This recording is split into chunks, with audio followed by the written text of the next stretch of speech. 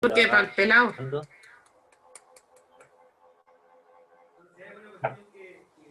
Bueno, si hay alguna cuestión que falte que diga o que no se entienda, me interrumpen al tiro nomás para aclararla.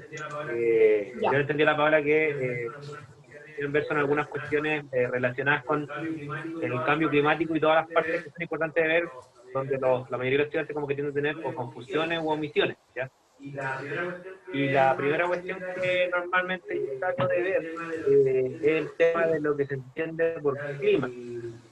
Ya por ejemplo, el clima no es lo mismo que el tiempo, ya porque el tiempo es una cuestión que se da en el día.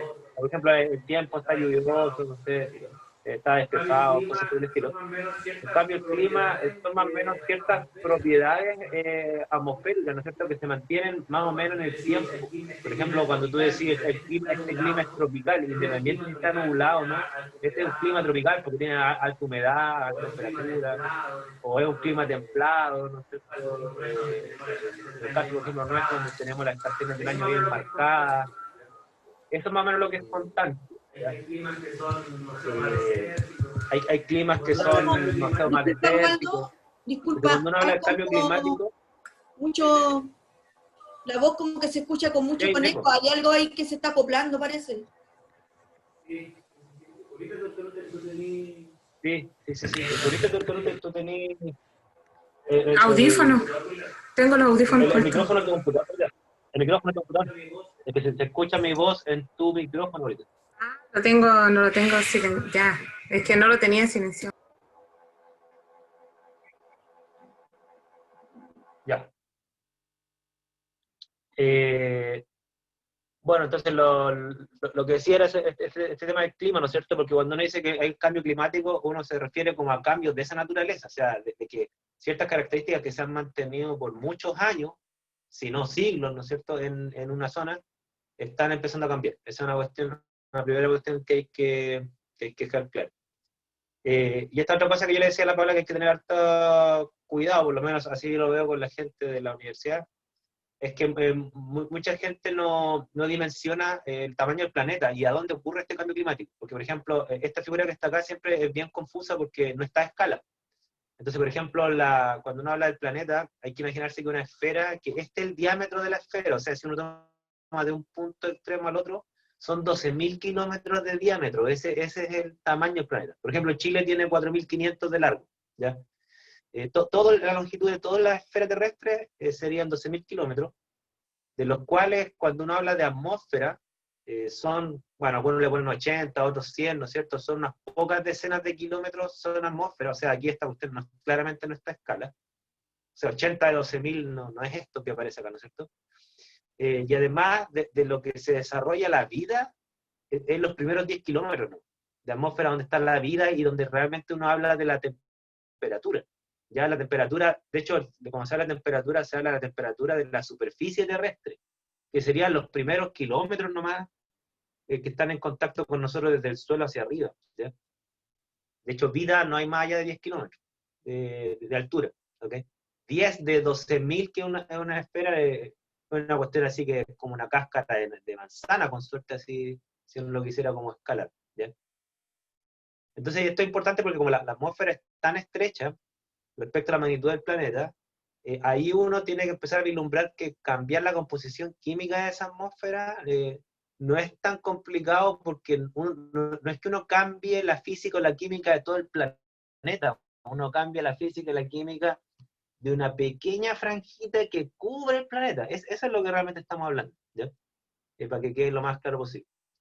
De hecho, por ejemplo, está escrito que la vida se desarrolla hacia arriba, 10 kilómetros hacia arriba en la atmósfera, y hacia abajo, bajo el mar, también son como 6 o 8 kilómetros hacia abajo. Y listo, y se acabó. El resto es planeta completo, ¿no es cierto? Y ahí la vida no está.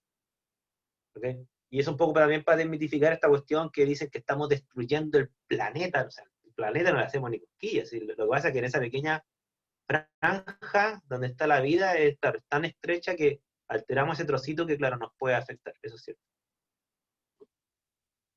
Un planeta incendiándose, eso jamás.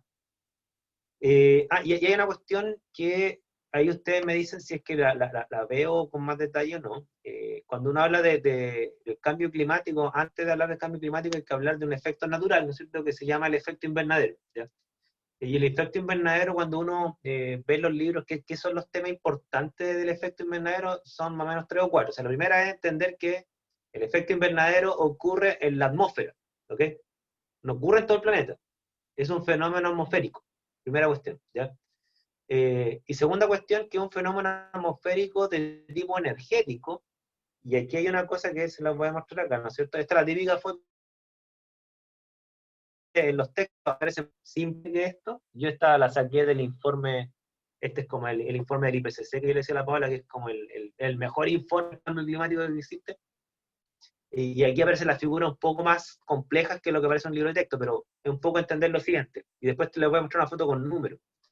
Es entender que la principal fuente de energía en nuestro planeta es el Sol. Es la primera cuestión que hay que tener claro. O sea, de toda la energía que posee nuestro planeta, energía que se ocupa para sintetizar hidrato de carbono con la fotosíntesis, la energía que se utiliza para mover el aire, para mover las masas de agua, casi toda esa energía proviene del Sol. Hay muy pocas otras fuentes de energía aparte de la del Sol. Y el Sol nos entrega energía a través de la luz, ¿no es cierto?, la radiación electromagnética, y la luz son fotones, son partículas. Partículas que viajan y son absorbidas, ¿no es cierto?, absorbida por la atmósfera, absorbida por la tierra, absorbida por el agua, absorbida por los vegetales, se van absorbiendo. No toda, parte de esa luz, por eso que aparece en esta flecha, se refleja. Por ejemplo, cuando viene la luz del Sol y se encuentra con una superficie reflectante como una partícula, o una nube, por ejemplo, parte de esos fotones cambian su trayectoria y se devuelven al espacio. O sea, esa energía, esos fotones no llegan, esa energía no llega. ¿Okay? Sin embargo, hay otra parte de esta radiación que efectivamente es absorbida tanto por constituyentes atmosféricos o constituyentes terrestres o acuáticos, ¿no es cierto? Y esa se absorben, y como es energía, ¿no es cierto?, la energía tiene que transformarse en algún otro proceso, ¿sí? Y esa energía se puede transformar los físicos normalmente hablan de movimiento, en radiación o convección. ¿Qué significa eso? Que esa energía se puede absorber y se puede transformar en otro tipo de radiación, que es lo que tiene que ver con el efecto invernadero. Por ejemplo, la Tierra absorbe luz visible, que es la luz que nos llega del Sol, ¿no es cierto? Y la Tierra devuelve radiación, pero devuelve una radiación, y aquí si ustedes quieren que lo explico, ¿no es cierto? Devuelve una radiación que tiene otra frecuencia, que tiene otra longitud de onda, que es la que se llama infrarroja. Entonces, para entender el efecto invernadero hay que entender el espectro electromagnético, ¿ya? Entonces, el tema del espectro electromagnético, ¿no es cierto?, lo puedo explicar como un paréntesis de lo que le estoy mencionando. Uno podría omitirlo, ¿ya? Y eso ya depende de ustedes. Yo obviamente no puedo omitirlo, pero explicar la naturaleza de la luz para entender el efecto invernadero, uno lo podría explicar en profundidad. O sea, decir, mira, el espectro tiene estas características, hay radiación visible, hay radiación infrarroja, se diferencian de esta forma. Uno habla de fotones, longitud de onda, eso es una cuestión súper espectroscópica, que no sé si a ustedes les interesa repasarlo o verlo, como también uno puede, para omitir eso, porque a lo mejor uno lo puede encontrar demasiado abstracto para la escuela, ¿no es cierto? Uno podría simplemente hablar de balance de energía, de decir, mira, sabes que entra una cantidad de energía a la Tierra, parte de esa energía se absorbe, y esa energía se transforma en movimientos de masas, de agua, de aire, ¿no es cierto? Y otra de esa energía, la Tierra la remite, que es lo que se llama como energía térmica, le dice la gente a algunos. Otros le dice radiación, ¿ok? Y esa es lo que se remite, lo que se acá, ¿no es cierto? Aquí lo voy a marcar en el rojo. Parte de la energía que se remite, que sería esta, ¿ok? Gran parte de ella se devuelve al espacio, ¿ok? Pero una pequeña fracción de esta, como un 16%, 18% de la energía que reemite el planeta, es atrapada por lo que se llama los gases invernaderos, ¿ya? Entonces uno puede explicar el efecto invernadero como un fenómeno meramente energético. Tanta energía entra, parte se transforma en movimientos de masas, otra se transforma en radiación, gran parte de esa radiación se devuelve al espacio, una parte es atrapada por gases. ¿Qué gases? Lo que se llaman gases invernaderos. Y eso hace que parte de esa energía se quede acá, y se queda acá como energía térmica, por lo tanto incrementa la temperatura del planeta, la temperatura superficial. Uno lo puede ver hasta ahí, ¿ya? Ahora, uno puede profundizarlo, ¿ya? Uno puede decir, bueno, ¿y por qué diablo la luz del Sol llega y la absorbe la Tierra, no la atmósfera, ¿no es cierto? y después la que remite el planeta la absorbe la atmósfera. Esa pregunta ya requiere una explicación de por qué lo que entra es absorbido menos que lo que sale, en el fondo, ¿ya? Esa pregunta requiere ya entender un poco más el espectro electromagnético, ¿ya? Y yo normalmente cuando hablo del espectro electromagnético muestro esto, ¿ya? Pero esto que les voy a mostrar a continuación. Se voy a borrar esto. Normalmente muestro, fíjense, esta figura. Pero esta figura asume una cuestión que ustedes me dirán si me devuelvo un poco o no. Esta figura asume que la persona que lee este gráfico sabe lo que es un espectro electromagnético. ¿Por qué? Porque esta figura lo que explica es lo siguiente, explica, voy a marcar acá los ejes, explica la intensidad de la radiación, entiendas intensidad, cuánta energía por área emite un cuerpo, ¿ok? Por ejemplo, uno puede tener una ampolleta, ¿no es cierto? Y una ampolleta emite una cantidad de energía por área, ¿ok? Este es lo que emite, lo que está aquí en rojo, es lo que emite de radiación el Sol. La intensidad en el eje Y, y en el eje X, y aquí viene un poco el tema que el espectro electromagnético habla de la longitud de onda de la luz del Sol. Entendiendo que la luz del Sol son fotones, pero no todos los fotones son iguales. Hay fotones que tienen más frecuencia, ¿ok? Es decir, tienen más energía, y hay otros fotones que tienen menos energía. Por ejemplo, cuando yo explico esto, yo normalmente les digo, miren, todos los cuerpos emiten radiación, incluso nosotros. Nosotros somos un cuerpo que tenemos una temperatura de 37 grados y emitimos radiación. Pero no emitimos radiación visible. ¿Por qué? Porque los fotones que nosotros emitimos tienen tan poca energía, porque somos cuerpos tan fríos comparados con el Sol, ¿no es cierto?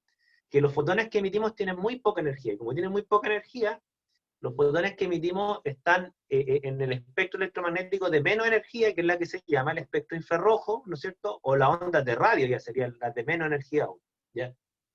Entonces, los cuerpos que tienen 37 grados, 100 grados, emiten radiación infrarroja, emiten la zona del espectro que está más hacia la derecha en longitud de onda. Hacia la derecha quiere decir menos energía, ¿ya?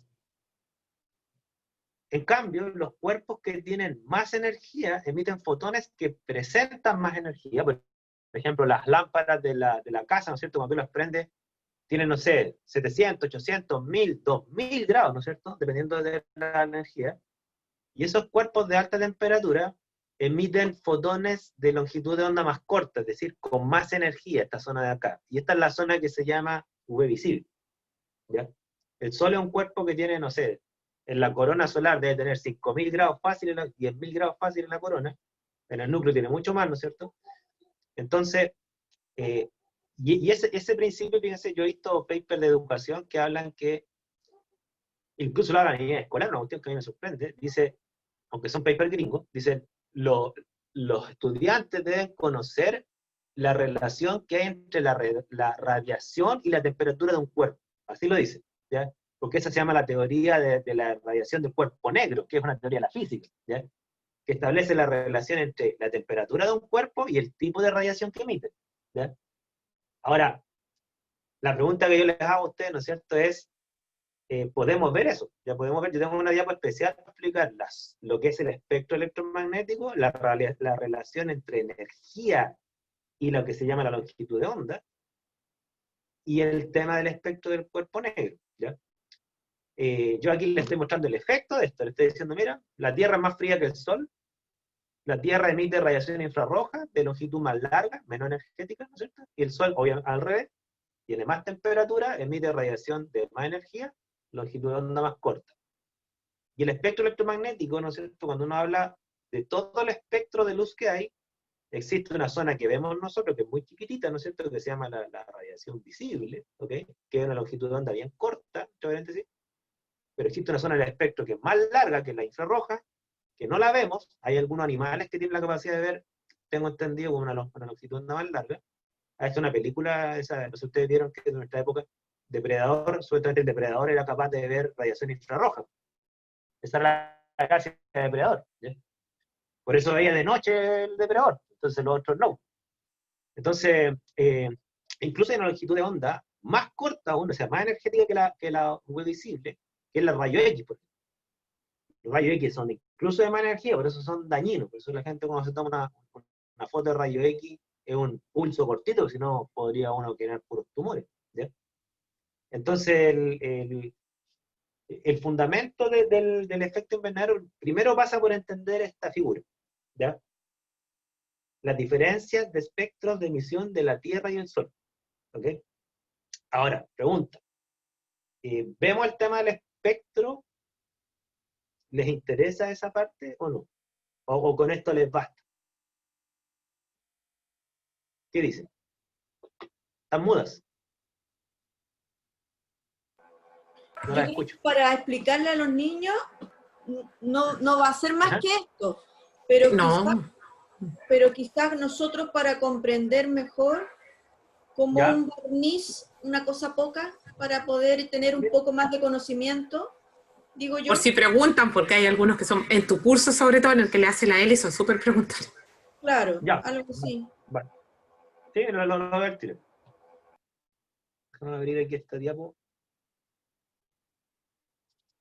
Claro, yo normalmente separo esa parte del espectro, ¿ya? Porque eso depende del grado de profundidad que uno tiene que ver. Y yo lo separo porque a veces me toca a mí hacerle clases de estos estudiantes que ya vieron esta cuestión del espectro. Entonces no tengo que explicarla de nuevo. A lo más respondo preguntas. ¿Ya? Entonces, miren, les voy a mostrar.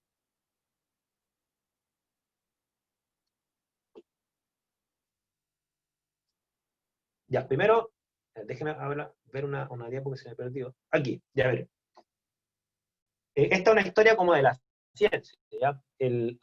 Antiguamente, desde la época de Newton, de hecho, se quería entender la naturaleza de la luz. O sea, ¿qué es lo que se sabía de la época de Newton? Que el Sol emitía luz blanca, y que esa luz blanca era blanca porque era una mezcla de todos los colores. ¿Ya? La típica cuestión que le enseñan de Newton, que Newton puso un prisma así como en la ventana, ¿no es cierto? Y entraba la luz del Sol y se generaba el espectro de colores.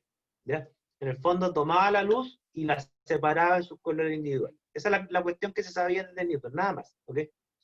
Y hay un video bien bonito en la serie Cosmos que explica que hubo un tipo que creo que era este gallo de los termómetros, el Fahrenheit, creo, no recuerdo muy bien, que se le ocurrió tomar, por ejemplo, el mismo experimento de Newton, ¿ok? Y lo que hizo fue, voy a marcar aquí con un punto rojo, ¿eh? Puso, por ejemplo, un termómetro en el azul, un termómetro en el amarillo, un termómetro en el rojo, y él se daba cuenta que los termómetros aumentaban la temperatura cuando los ponía justo en esos colores que se generaban desde el prisma. ¿Ya? Y el tipo, entonces, él empezó a darse cuenta que, aunque en esa época no se entendía mucho, pero había una relación entre luz y temperatura. Después los científicos se dieron cuenta que era entre luz, energía y temperatura. ¿Ya? En esa época no se hablaba de energía todavía. Y al tipo se le ocurrió una cuestión súper chora de que, no sé, por curiosidad, vayan a saber, se le ocurrió poner, por ejemplo, un termómetro más arriba del azul, acá, y uno más abajo el rojo, acá. Esperando que no iba a haber nada, o sea, que el termómetro se iba a mantener frío, porque ahí no había luz, no veía colores. Y puso los termómetros, y los termómetros igual subieron de temperatura. Entonces el tipo quedó así como descolocado, diciendo, bueno, pero ¿por qué diablo el termómetro sube de temperatura si aquí no hay luz? Porque claro, no la veía, ¿cierto? Entonces, bueno, el video muestra que el tipo saca los termómetros de ahí, se los lleva a otro lado, y los termómetros vuelven a temperatura ambiente, y los vuelve a poner ahí, en la zona donde no hay color, y subiendo. Entonces el tipo se dio cuenta que había una zona del espectro de luz que él no veía, pero los termómetros captaban. ¿Ya? Y para hacer la historia corta, ¿no es cierto? Y aquí me voy a volver al espectro. Lo que se dieron cuenta después, ¿no es cierto? A ver, quizá aquí está un poco más claro. Aquí. Se dieron cuenta después que efectivamente existía una zona que estaba más allá del visible, ¿no es cierto? Tanto hacia colores más allá del violeta o más allá del rojo, ¿no es cierto? Se dieron cuenta que hay una zona del espectro súper grande, ¿ya? Esto es todo el espectro electromagnético que no vemos y que existe, ¿no es cierto? Y después empezaron a investigar, bueno, cuáles son las diferencias entre las distintas zonas del espectro, ¿ya? No se ven, pero qué características tiene la otra zona del espectro. Y las características que tiene la otra zona del espectro, y aquí, como ya les mencioné, ahí le hago la historia corta, era que, bueno, después de investigar un montón los físicos, se dieron cuenta que dos cosas. Número uno, se dieron cuenta que la luz eran partículas, ¿ok? Lo que llamamos fotones. Así como se dieron cuenta que la materia está hecha de partículas, lo que llamamos átomos, se dieron cuenta que la luz también está hecha de partículas, lo que se llaman fotones, ¿ya?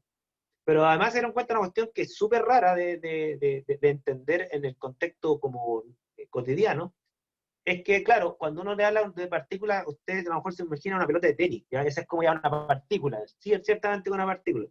Y claro, uno dice, ¿y qué propiedad tiene una partícula? Bueno, que rebota, y efectivamente la luz rebota, se refleja, ¿no es cierto? Que no la puedo dividir, listo, estamos claros que eso no se puede pasar, y en el fotones pasa lo mismo. Pero se dieron cuenta de una cuestión también terriblemente rara que pasaba con los fotones y con los electrones, es que los fotones además tenían propiedades de onda, no solo de partículas. ¿Qué quiere decir propiedad de onda? Por ejemplo, si ustedes se imaginan una onda como una onda de agua, ¿no es cierto?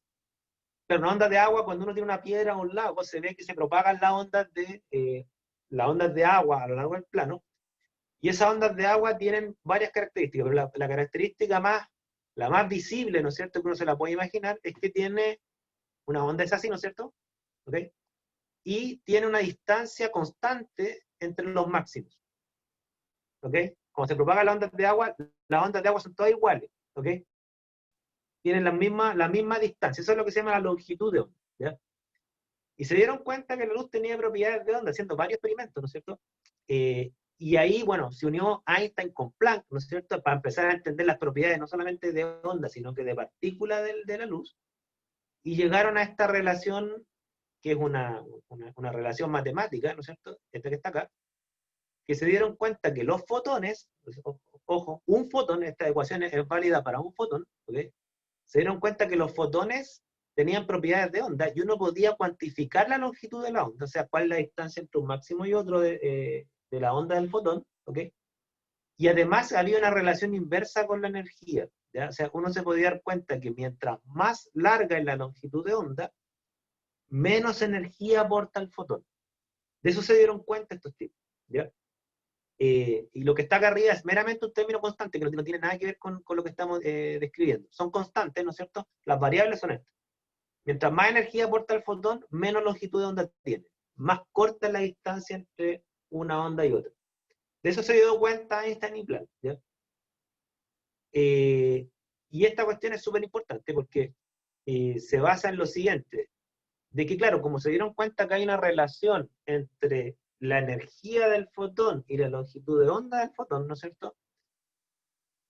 Además lo relacionaron con este experimento que yo les decía ya. Este es el experimento que sale el objetivo de aprendizaje de los gringos, ¿ya? Dice, para la escuela. Dice, los estudiantes tienen que darse cuenta que, dado que hay una relación inversa entre energía y longitud de onda, ¿no es cierto? Y entendamos el espectro que está acá, perdón, disculpa que me vuelva tanto. Entendamos el espectro que está acá, que, fíjense, acá. Aquí está el espectro visible. La longitud de onda de los fotones que nosotros vemos son de nanómetros, son súper poquitos, son como de 10 a la menos 9 metros, son súper poquitos, ¿ya? Pero también hay que entender que hay longitudes de onda más largas, las que están hacia acá, fíjense, aquí vamos de 10 a la menos 4, 10 a la menos 1, 10 elevado a 2, o sea, estamos hablando de milímetros a metros, ¿no es cierto?, hasta kilómetros. Hay radiación que tiene longitud de onda incluso más larga, es decir, menos energética. Por ejemplo, la radiación que recibe y que emiten los celulares es de esta longitud de onda, microondas, ¿ya? Por eso no la vemos, pero existe, ¿ya?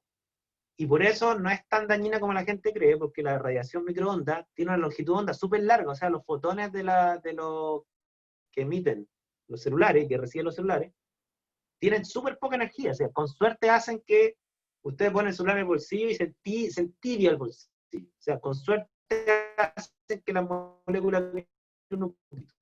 En cambio, la radiación UV es súper energética, es capaz de destruir una molécula, por eso generan tumores, por ejemplo, ¿ya? Y la radiación X, ¿qué decir? Esta cuestión ya altera hasta los núcleos de los átomos, o sea, tienen tanta energía que podrían sacarle hasta un protón, así, literalmente, ¿ya? Podrían dejarla radioactiva, ¿ya? Entonces, los físicos se dieron cuenta que, bueno, hay una relación inversa entre energía y longitud de onda, Y esto quiere decir que, y aquí vuelvo al espectro electromagnético, que mientras más energía aporta el fotón va a tener longitud de onda más corta, es decir, se va a mover hacia la derecha del espectro. Hacia la derecha está lo más corto, 10 a la menos 7, 10 a la menos 10, 10 a la menos 15, ¿no es cierto? Y al revés, mientras el fotón porta menos energía, ¿ok? La longitud de onda es más larga, se va hacia el IR, hacia el microondas, ondas de radio. Ahora, ¿de qué depende que el fotón tenga más o menos energía? Y ahí viene la cuestión del cuerpo negro. Depende de la energía que tenga el cuerpo que lo emite. ¿Ya? Y esta cuestión del cuerpo negro, que es la figura que está acá, ¿no es cierto? Lo voy a ver acá. Esta, ¿no es cierto? Esta muestra, este es el experimento del cuerpo negro, o el principio del cuerpo negro, que dice que esta es intensidad de la emisión de la luz, ¿ok? Y esta es longitud de onda, lo que se llama el lambda, ¿ya? Longitud de onda. ¿Qué es lo que dice? Que mientras más temperatura tiene un cuerpo, por ejemplo aquí la línea rosada, corresponde a un cuerpo de 1000 grados, y la línea azul corresponde a un cuerpo de 100 grados, ¿ya? Si uno mira, tanto un cuerpo de 100 como de 1000 grados emiten fotones, por eso tienen una curva, y la curva no es plana, emiten fotones. Pero la mayor cantidad de fotones, no todos, porque esto sigue como una distribución estadística, ¿ya? La mayor cantidad de fotones de un cuerpo de más temperatura está, y aquí no sé si se ve muy claro, voy a tener una línea como recta para abajo. La mayor cantidad de fotones de un cuerpo de más temperatura está a longitudes de onda más cortas que el cuerpo que tiene menos temperatura, que voy a marcar aquí en azul, cuyo máximo está acá. ¿Ok? En esta zona. Entonces, mientras más temperatura tiene un cuerpo, emite fotones de longitud de onda más corta. Es el principio del cuerpo negro. ¿Ok? Entonces, nosotros, por eso puse aquí la foto de un perro, ¿no es cierto? Aquí un perro, o nosotros, los mamíferos, los animales de sangre, lo que llamamos de sangre caliente, que para efectos del sol somos helados, ¿no es cierto? Bueno, nosotros emitimos fotones. Pero los fotones, ¿no es cierto? Y aquí me voy a ir para acá. Voy a borrar acá. Acá. ¿No es cierto? Esta foto es la que a mí me gusta, ¿no es cierto? ¿Qué es lo que muestra esta foto? Que un cuerpo de 37 grados, un típico mamífero, ¿no es cierto? Emite fotones, sí, pero infrarrojos. No los vemos, o sea, son de longitud de onda muy larga. Esta es una cámara infrarroja, o sea, capta fotones de longitud de onda larga. Por eso la puede ver, ¿ya? Que es como la foto de depredador, ¿ya? Si el cuerpo comienza a aumentar de temperatura, fíjense, aquí este cuerpo que está acá, que está a 800 grados, que es un pedazo de fierro, ¿no es cierto? Ese cuerpo es capaz de emitir ya luz visible. Por eso emiten el rojo y el amarillo. ¿Ok? Si el cuerpo sigue incrementando la temperatura, por ejemplo, está ya a 1500 grados, ya se empieza a poner violeta. Empieza a irse a la longitud de onda incluso más corta. Dentro del color visible, dentro de lo que nosotros vemos, lo más largo es el rojo, lo más corto es el violeta. ¿Ya? Si esto se siguiera incrementando la temperatura, lo que nos dice la teoría, ¿no es cierto?, es que incluso debiera después desaparecer de nosotros. No debiéramos verlo porque empezaría a emitir luz ultravioleta o rayo X. ¿Ya? Entonces, ¿no es cierto?, cuando uno se va al espectro electromagnético, acá, ¿no es cierto?, me devuelvo, acá. Entonces, ¿quiénes emiten radiación infrarroja? Los cuerpos fríos. ¿Quiénes son los cuerpos fríos? Nosotros, 37 grados, el planeta que tiene con suerte en su superficie entre promedio de 13, 15 grados, no más que eso, ¿no es cierto? ¿Quiénes emiten radiación UV visible? Acá, el Sol. ¿Ok? ¿Quiénes emiten rayo X? No, ya incluso ya el rayo X ya lo están emitiendo algunas galaxias o algunas cuestiones experimentales que tenemos nosotros en Tierra. Material radioactivo, súper energético. ¿Ya? Entonces, desde ahí surge el espectro que les mostré yo, del espectro que emite el Sol versus el espectro que emite la Tierra más fría que el Sol. ¿Ok? No sé si es suficiente con eso o hay alguna duda que tengan. Para el tema del espectro, nada más que eso. Porque obviamente tengo que verlo, nuevamente volver a la parte del efecto invernadero. ¿Está bien ahí o quieren ver algo más? ¿Sí, no? Ya. Entonces, ahí adquiere sentido un poco esta figura que está acá. Lo que está acá arriba, entonces, como les mencioné, es lo que emite el Sol, longitud de onda más corta. Lo que está a la derecha en azul es lo que emite la Tierra, longitud de onda más larga.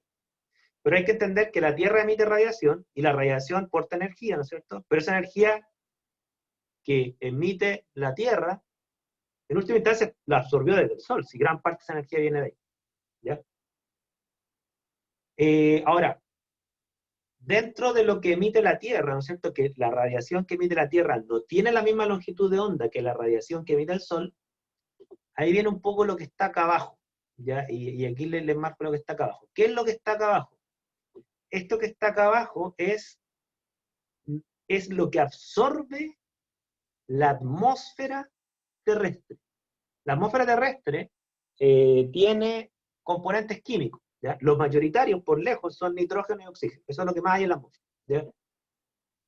¿Tiene CO2, como dice el efecto invernadero? Sí, pero tiene súper poco. O sea, lo que tiene CO2, para que ustedes se hagan una idea, nitrógeno y oxígeno es más del 90% de todo el volumen de gas que hay en la atmósfera de nitrógeno y oxígeno. Y lo que tiene de CO2 es con suerte el 0,1%. ¿Ya? Es terrible poco. Entonces, lo que tiene de agua es con suerte un 1%. O sea, todos los gases, salvo el hidrógeno y el oxígeno y el nitrógeno, son súper poco concentrados. ¿Y qué es lo que pasa? Aquí está, fíjense, lo que está en gris es lo que absorben de radiación los gases atmosféricos. ¿Ok? Lo que está en blanco, entonces, sería lo que no absorben, lo que son translúcidos. Por ejemplo, esta cuestión es bien interesante de explicar, y la gente que por primera vez ve esto, lo que más le sorprende y le hace sentido, ¿no es cierto? Lo que llamamos radiación visible, que está acá, la atmósfera terrestre es transparente prácticamente casi toda la radiación visible, casi todo esto es blanco. O sea, la atmósfera no absorbe radiación visible. Por eso es transparente, ¿ya? Porque si absorbiera parte de la radiación visible sería coloreada, ¿ok? No es coloreada, es transparente. O sea, casi toda la luz que llega del Sol, la atmósfera terrestre no absorbe muy, muy poco, ¿ya? En cambio, fíjense lo que está acá, ¿no es cierto? Lo que remite nuestro planeta, que es infrarrojo, que está en toda esta zona, todo esto es infrarrojo, ¿ok?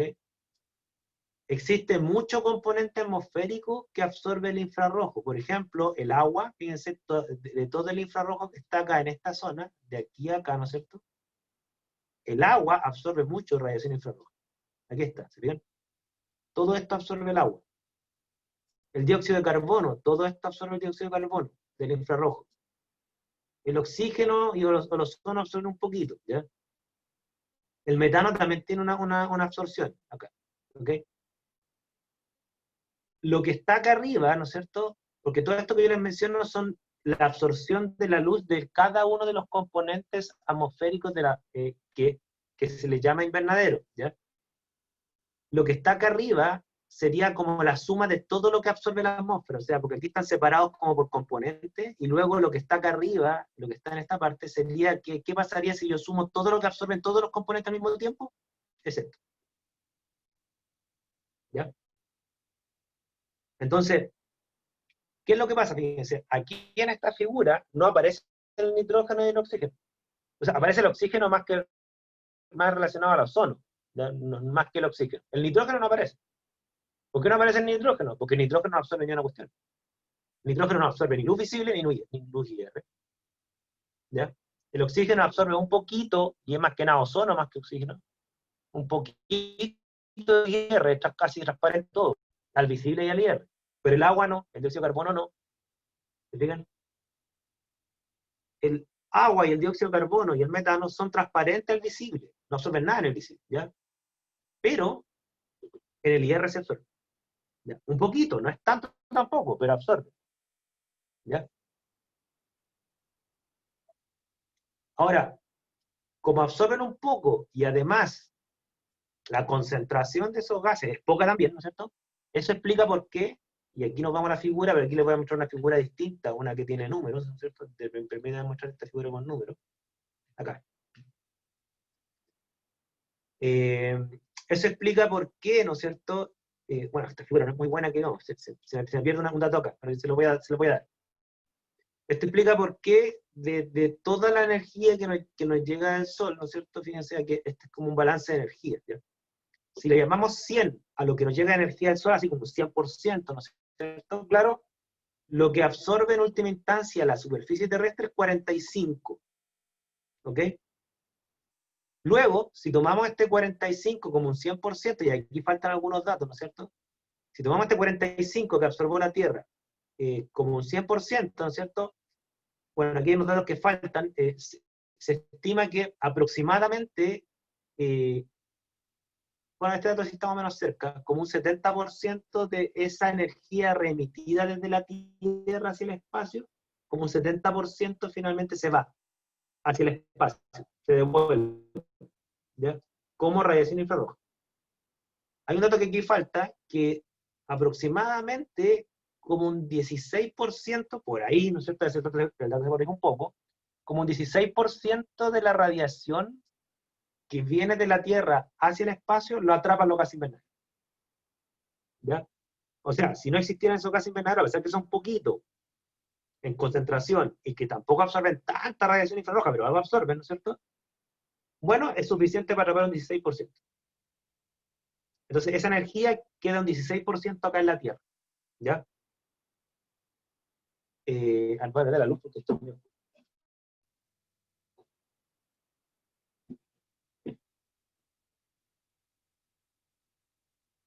Ahora, ese 16% igual es bien importante.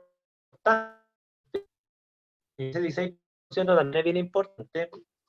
¿Por qué? Porque, y aquí viene nuestra una tabla bien simple, que muestra lo siguiente, ¿ya? Y aquí se la explico un poco. Esta tabla muestra que, por ejemplo, si no existieran esos gases, o sea, si no se absorbiera ese 16% de energía que irradia la Tierra, la temperatura del planeta sería promedio, la superficial, menos 18 grados. O sea, la vida como la conocemos no existiría. Quizá existiría otro tipo de vida, no sé, y no creo que sea tan abundante tampoco, ¿ya? Sí es que existe la vida con esa temperatura. En cambio, gracias a eso, nosotros tenemos 15 grados en promedio. Uno dice 13, otro dicen 15, ese dato siempre se corrige un poquito. Pero son, si ustedes sacan la cuenta, ¿no es cierto? Son más de 30 grados extra nos aporta los gases invernaderos. Y este proceso, y esto es súper importante como dejarlo bien claro, porque los artículos de educación dicen que es el error más recurrente, el efecto invernadero es un fenómeno natural, no es un fenómeno artificial, no es un fenómeno generado por el ser humano. El efecto invernadero existe desde antes que existen los seres humanos, desde que existió el gas invernadero, que fue el CO2 no lo inventó el ser humano, ¿cierto? Había CO2 antes de los seres humanos también. De hecho, hay estudios que muestran que había muchísimo más CO2 que lo que había ahora en la época de los dinosaurios, ¿ya? Había como 1000 ppm, ahora nosotros tenemos 400, ¿ya? Entonces el efecto invernadero siempre ha existido. Y qué bueno que existe, porque si no el planeta estaría congelado. ¿Ok? Es un fenómeno natural. Esa es una primera cuestión. Y el efecto invernadero no solo se da en el planeta Tierra, hay un efecto invernadero muchísimo más acentuado en Venus. Porque, por ejemplo, por poner un número, ¿no es cierto? Lo que hay de CO2 en la atmósfera nuestra es menos de un 0,1% de CO2 en nuestra atmósfera, y aproximadamente un 1% de agua con suerte en la atmósfera. El resto es puro nitrógeno y oxígeno. En cambio, en Venus, por ejemplo, está descrito que hay como un 90 y tantos % de CO2, o sea, casi todo es CO2 en Venus. ¿Y qué efecto tiene? Bueno, esta es la temperatura superficial de Venus, 450 grados. Ahora, claro, Venus está más cerca del Sol que la Tierra, pero no para esa temperatura. O sea, si no existiera CO2, no tendría esa temperatura. Esa temperatura se explica mayormente por el CO2 de Venus. O sea, el efecto invernadero fue probado hasta en Venus. ¿Ya? Entonces el CO2, o sea, el efecto invernadero en nuestro planeta es un fenómeno natural positivo, ¿ya? Esa es la primera cuestión. Y un fenómeno espectroscópico, ¿cierto? Ahora, la otra cosa que normalmente yo veo, y si estoy avanzando muy rápido me dicen y me detengo, ¿no es cierto? La otra cosa que yo veo es que una vez que entendemos qué es el efecto invernadero, ahora vamos a entender y qué tiene que ver el ser humano con el efecto invernadero, porque el ser humano no lo genera, pero todo el mundo habla, bueno, pero los combustibles fósiles generan el calentamiento global. Bueno, efectivamente, pero para entender eso hay que entender que hay una base de efecto invernadero que es positivo, y el ser humano interviene ese efecto invernadero, por cuánto, y aquí en la segunda parte, interviene el ciclo del carbono. Esa es la cuestión que voy a ver ahora, ¿ya? Entonces, dígame si lo veo, ¿no es cierto? Si tienen tiempo, o si quieren que me devuelva otra cosa. ¿Sí? ¿No? Ya. Devuelvan nomás entonces. Entonces, ciclo del carbono. Ya. El carbono, fíjense, como todo ciclo de un elemento, ¿no es cierto? Cuando uno lo investiga y lo entiende, uno tiene que entender cómo se distribuye en todo el medio ambiente. Y el medio ambiente, para efectos ambientales, siempre se divide en 4 partes. Se divide en hidrósfera, o sea, la componente de los sistemas acuáticos. Se divide en litósfera, que es normalmente los componentes de la corteza terrestre, lo que se llama la parte sólida de nuestro planeta, la sólida superficial, y también la atmósfera. ¿Ok? En la hidrósfera, el carbono, y esta es una cuestión importante por lo que mencionaba Paola, de que el carbono, ¿no es cierto?, de la atmósfera, se encuentra bajo estas especies químicas, ¿ya? Y para no dar la lata química, ¿no es cierto?, a lo mejor la Eli, no sé si está en su interés el tema químico, ¿no es cierto? Pero lo que interesa sí es que el carbono en el agua existe porque el CO2 se disuelve en agua. O sea, son pocos los gases que son solubles en agua. El CO2 es uno de ellos, el oxígeno es otro. ¿Ok? O sea, en el agua se disuelve oxígeno y se disuelve CO2. ¿Ya? Ahora, por lo tanto, mientras más CO2 hay en la atmósfera, más CO2 va a haber en el agua. ¿Ok? Ahora, ¿qué importancia tiene esto de que el CO2 en agua se hidroliza, ¿no es cierto? Y se transforma en lo que se llama ácido carbónico. O sea, en agua, esto que se llama CO2 en agua, es lo que se llama ácido carbónico. Es un ácido, literalmente. El CO2 en agua se transforma en un ácido. ¿Ok? Entonces le baja el pH al agua. Entonces, mientras más CO2 disuelto hay, más ácida es el agua. ¿Ok? Por eso en los libros se habla de la acidificación de los océanos, porque claro, mientras más CO2 hay en la atmósfera, menos pH, más ácida es el agua. Y nosotros hemos duplicado los niveles de CO2 en la atmósfera desde la revolución industrial. ¿Ok? Habían 200 ppm antes de la revolución industrial, ahora hay más de 400. Ahora, eso que pudiera parecer, hoy duplicamos el CO2, entonces el pH del agua debe estar la mitad, no es así. Si duplicar el CO2, duplicamos el CO2 de un gas que es terriblemente poco abundante, o sea, tampoco es para bajarle el pH mucho. ¿Ya? De hecho, las mediciones de acidez, algunos hasta cuestionan un poco la estadística de qué tanto se ha acidificado, porque cuesta ver un poco la baja de pH en el agua de mar. ¿Ya? Ahora, en el océano, entonces, lo que importa es este número 1, que es el CO2, ¿ok? Pero el océano tiene un pH 8, es como el pH del océano, que quiere decir que cuando el CO2 se disuelve en el agua, muy poco de ese CO2 se mantiene como ácido carbónico, la mayoría se transforma en esta especie que se llama el carbonato monoácido, ¿ya? Que es una especie de sustancia química que no es tan ácida, ¿ya? O sea, el agua de mar tiene una capacidad para lo que se llama amortiguar el pH, o sea, para mantener su pH estable enorme, enorme, ¿ya? No es como el agua pura, ¿ya? Y además, lo otro que hay que entender es que tampoco puede haber tanto CO2 en el agua, porque el CO2 se transforma en ácido carbónico, parte de ese ácido carbónico se transforma en esta especie que le acabo de mencionar, pero también hay otra parte del CO2 que se transforma en esta otra especie que se llama carbonato.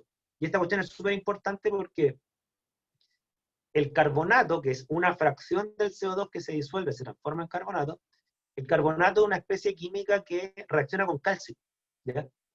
Y se genera una cuestión que es lo que les voy a mostrar a continuación. Se genera esto, ¿ya? ¿Qué es esto?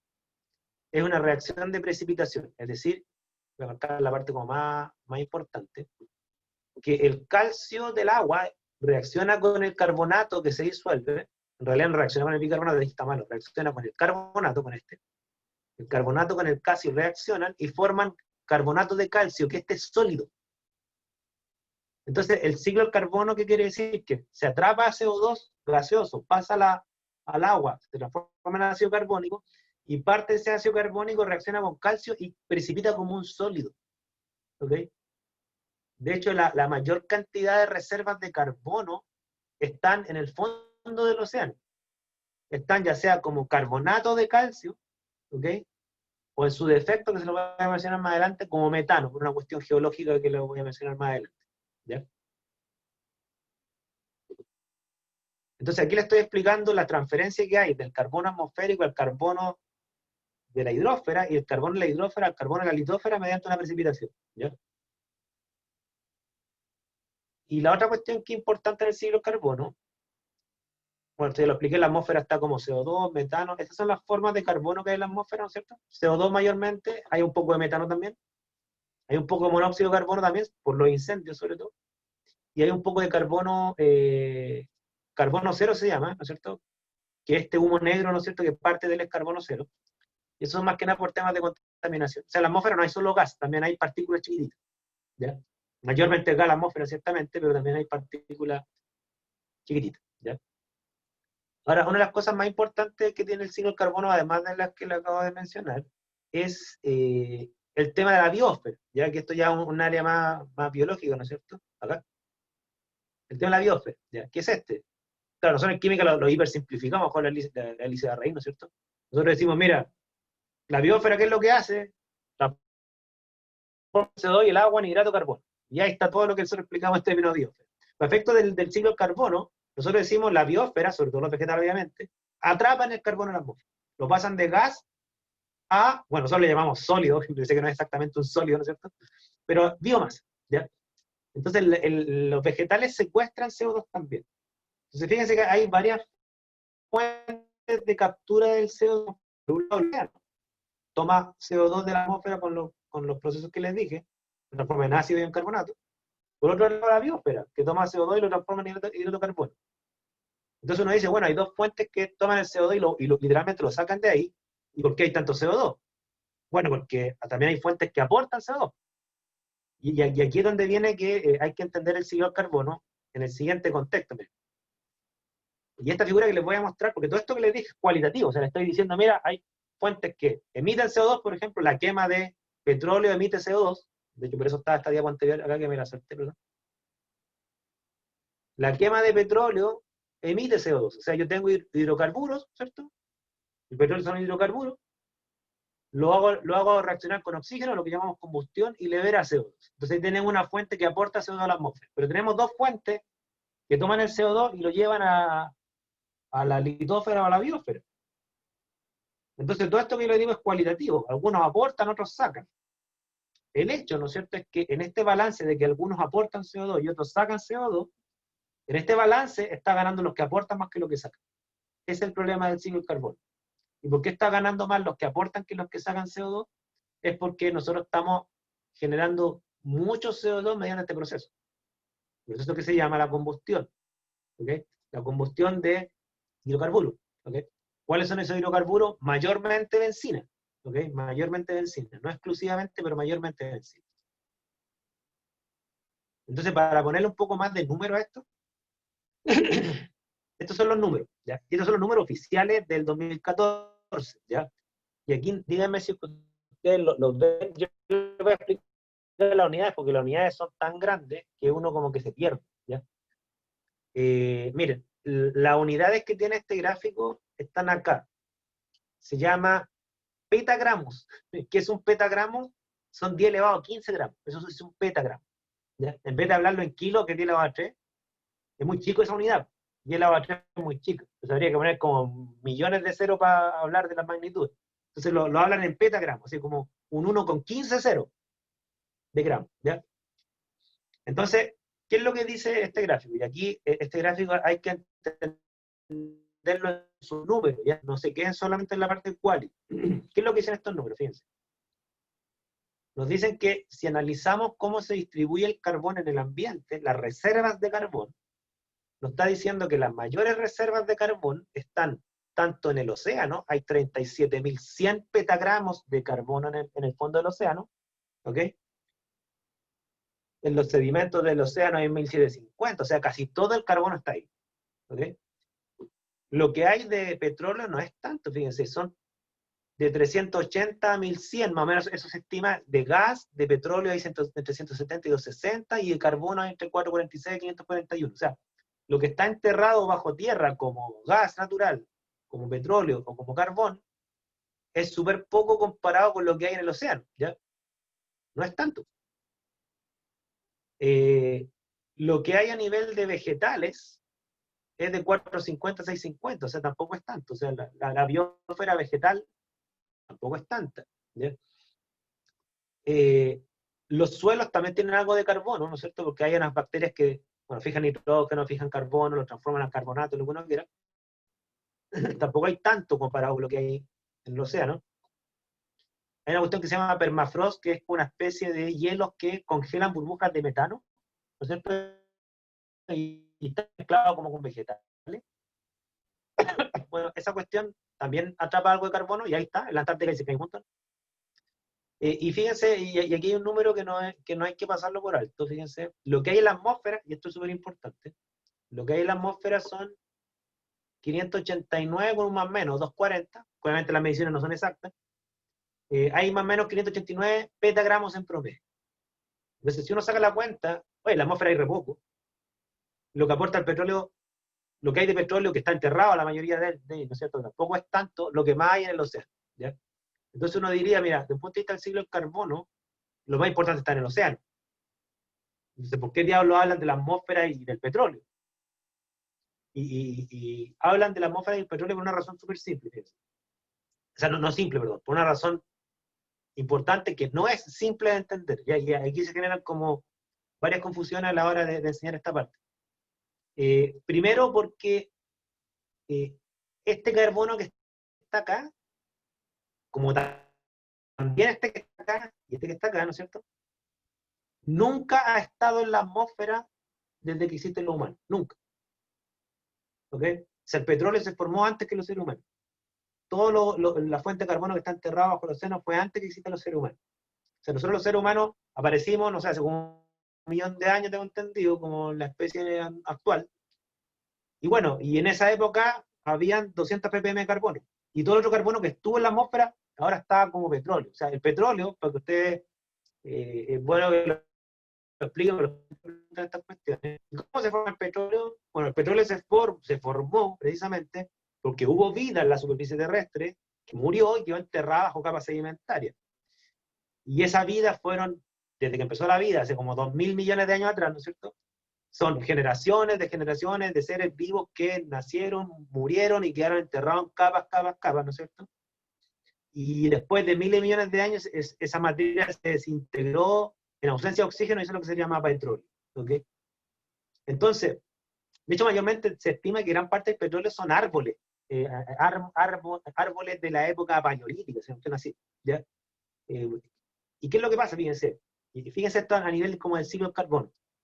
Ahí hay miles de millones de toneladas de árboles desintegrados. Y esos árboles, ¿qué es lo que hicieron? Tomaron CO2, lo transformaron en hidrato de carbono, se murieron, y ese carbono quedó enterrado. Entonces son toneladas y petagramos de carbono que empezó a quedar enterrado y que fue secuestrado de la atmósfera. ¿Okay? Entonces cuando nosotros aparecimos con un nivel de CO2 bajo, de 200 ppm, cuando hubo más de 1.000 antes del ser humano. ¿Ya? Entonces, ¿qué es lo que pasa? Y aquí viene la importancia que tienen estas flechas, las que están acá. Nosotros ahora, ¿qué es lo que hicimos? Nosotros tomamos este carbono que tomó miles de millones de años en ser enterrado, o sea, secuestrado en la atmósfera, y ahora lo estamos trayendo. Entonces sacamos el carbono de acá, ¿no es cierto? Y lo quemamos. La combustión de los combustibles fósiles. Y esto es lo que aporta, no sé si alcanzan a ver el número, aporta por año, 7,8 petagramos de carbono por año. Eso es lo que aporta la quema de combustibles fósiles. ¿Ok? Ahora, ustedes van a decir, pero 7,8 respecto a 589, nada, ¿ok? Y efectivamente es re poco, ¿ya? Y incluso, aún más, ¿no es cierto? De esos 7,8 que nosotros aportamos, ¿no es cierto? A ver, déjenme ver dónde está esto. Se perdió el valor. Hay un valor que se me perdió, ¿no? Estoy buscando un valor que me dice cuánto atrapa la fotosíntesis. Bueno, se perdió el valor. Pero, bueno, por lo menos aquí está el balance. Miren. De estos 7,8 que nosotros aportamos por año, una fracción de este lo atrapa la fotosíntesis. O sea, nosotros liberamos CO2 a la atmósfera, pero una fracción de este CO2 vuelve a la biosfera a través de los vegetales. Y el balance neto es que, en realidad, sumando y restando, sumando lo que aportamos y restando lo que capturan los vegetales, en realidad lo que estamos aportando extra por año a la atmósfera y que se queda ahí, son 4 petagramos de carbono al año. 4 de 500 y tanto. ¿Ya? Entonces uno dice, ya, ok, en el fondo estamos alterando el ciclo del carbono en el sentido de que antiguamente había un ciclo, es decir, se liberaba CO2 y se volvía a capturar, por lo tanto el balance de masa nunca acumulaba más carbono en la atmósfera, de hecho al revés, lo estaba bajando desde antes del ser humano, y de repente nosotros aparecimos, desenterramos ese carbono, lo estamos volviendo a la atmósfera, en muy poco tiempo, en menos de 200 años estamos volviendo carbono que tomó miles de millones de años en ser enterrado, y ahora estamos desbalanceando este ciclo, en el sentido que estamos aportando más carbono que el que se captura. Y 4 por año, 4 de 500, entonces ustedes saquen la cuenta, 4 de 500, por lo tanto, ¿cuánto tiempo tomaría duplicar esos 500? Redondeando 100 años, un poco más. O sea, si aportamos 4 por año de 500, para aportar 500 más necesitaríamos un poco más de 100 años. ¿Ok? En 100 años serían 400, ¿no es cierto? Un poco más de 100 años, 500. Y efectivamente eso es lo que se ha dado. O sea, efectivamente desde 1850, que es la Revolución Industrial, a la fecha, habían 200 ppm y ahora hay 414. O sea, duplicamos la concentración de dióxido de carbono, producto de esta flecha insignificante que está acá. Que es poquita, pero es una gotera de siglo. Un poco lo que yo le explicaba a mis estudiantes justo hoy día en la mañana. Esto es como una gotera. O sea, si tú decís, oye, está cayendo una gotera sobre una piscina, es decir, no es nada. No le pasa nada a la piscina. Ya, pero déjala 150 años. A ver qué le pasa a la piscina.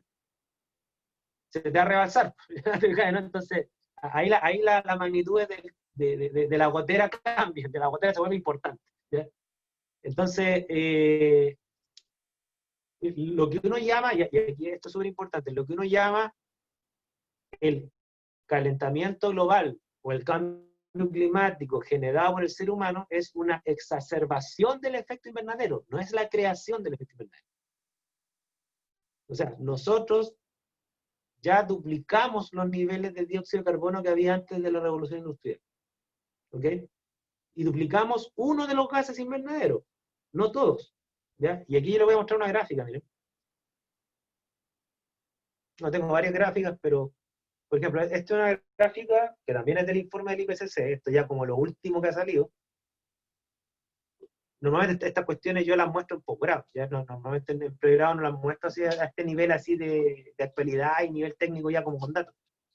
Pero por ejemplo, lo que muestra esta gráfica es las emisiones de gases invernaderos en el EGI, en esta unidad en gigatoneladas de CO2 por año, ¿cierto? Y lo que está marcado aquí en colores es, por ejemplo, en naranja, muestra la cantidad de dióxido de carbono que hemos emitido desde los combustibles fósiles. ¿Ok? Lo que está en un naranjito más oscuro sería el dióxido de carbono que nosotros emitimos, pero no por los combustibles fósiles, por otras fuentes. ¿Ya? Lo que está aquí en celeste es metano. ¿Ok? Entonces, claro, efectivamente, el CO2 y el metano y el agua son gases invernaderos, pero nosotros no generamos agua. ¿Okay? Nosotros no somos productores de agua. ¿Okay? Nosotros tomamos el agua y la reutilizamos y se evapora y tiene su ciclo. ¿Ya? Nosotros sí somos productores de CO2 como subproducto. ¿Ya? Entonces, ¿qué es lo que pasa? Que de todos los gases que nosotros emitimos, el que más emitimos de los gases invernaderos, ¿no es cierto?, es el CO2 de los combustibles fósiles, que es precisamente el más preocupante, porque es el CO2 que desbalancea el ciclo. Porque, por ejemplo, hay otro error conceptual que es muy frecuente, incluso yo la otra vez se lo escuché a un político, que estaba dedicado al tema del cambio climático y todo, y se equivocó en una cuestión que es una equivocación súper descrita, pero claro, es fácil caer en ella. Es decir, mira, la quema de madera genera efecto invernadero. Esa es una típica frase que la escucha mucha gente. Claro, eso tiene una lógica que es cierta, pero la conclusión es falsa. Dice, pues, si yo quemo madera, estoy transformando un hidrato de carbono a CO2. estoy emitiendo CO2 a la atmósfera y por lo tanto estoy aumentando el efecto invernadero.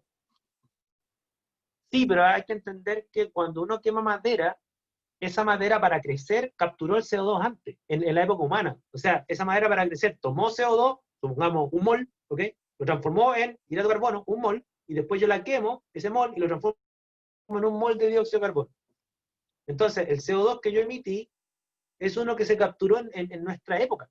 Entonces, yo no estoy incrementando el carbono en la atmósfera por quemar madera. ¿Se fijan?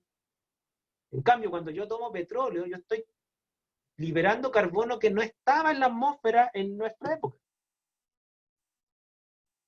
Por lo tanto, la quema de combustibles fósiles, que libera CO2 igual que la quema de madera, pero la quema de combustibles fósiles sí genera acumulación de carbono en la atmósfera. La quema de madera no. ¿Ya? Porque cuando alguien vende madera, ¿no es cierto? Se entiende que tiene una industria de madera y que corta árboles, pero también tiene que hacer crecer más árboles para seguir vendiendo la cuestión. ¿Se fijan, no? Entonces, tanto como vende madera, como también produce madera, por lo tanto, tanto libera CO2 como captura CO2 con su industria. Mantiene el ciclo en términos de balance igual a cero.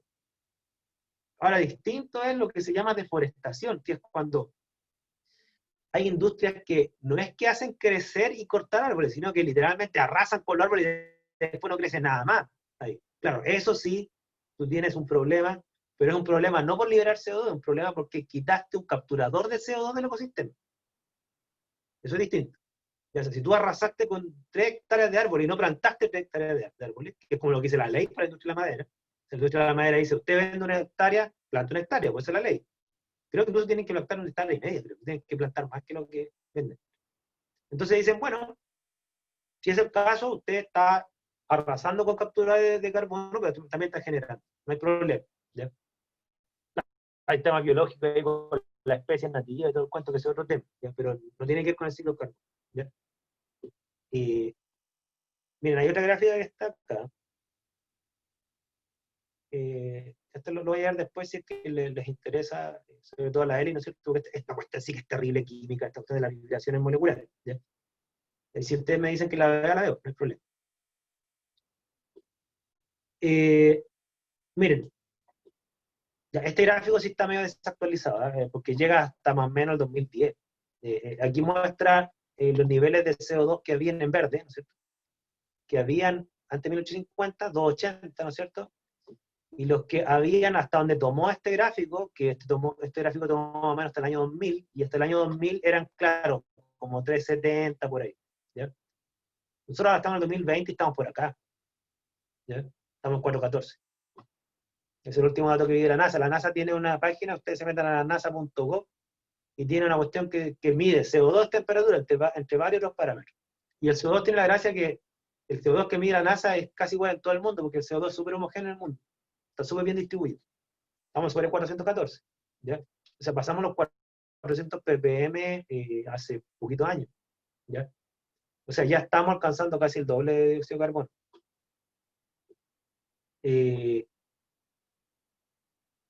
Sin embargo, los otros gases invernaderos no han subido tanto. ¿Ya? Y la otra cuestión que yo siempre le explico a mis estudiantes, por ejemplo, ya, el metano, que es el que está acá, efectivamente también ha subido. No tanto con la misma pendiente pronunciada que el CO2, pero el metano, siendo un gas invernadero, ¿no es cierto?, no es tan preocupante respecto al ciclo del carbono, porque el metano que emiten las vacas, ¿no es cierto?, es un metano, es un carbono que emitieron las vacas, pero que se lo tuvieron que comer del pasto o de los vegetales.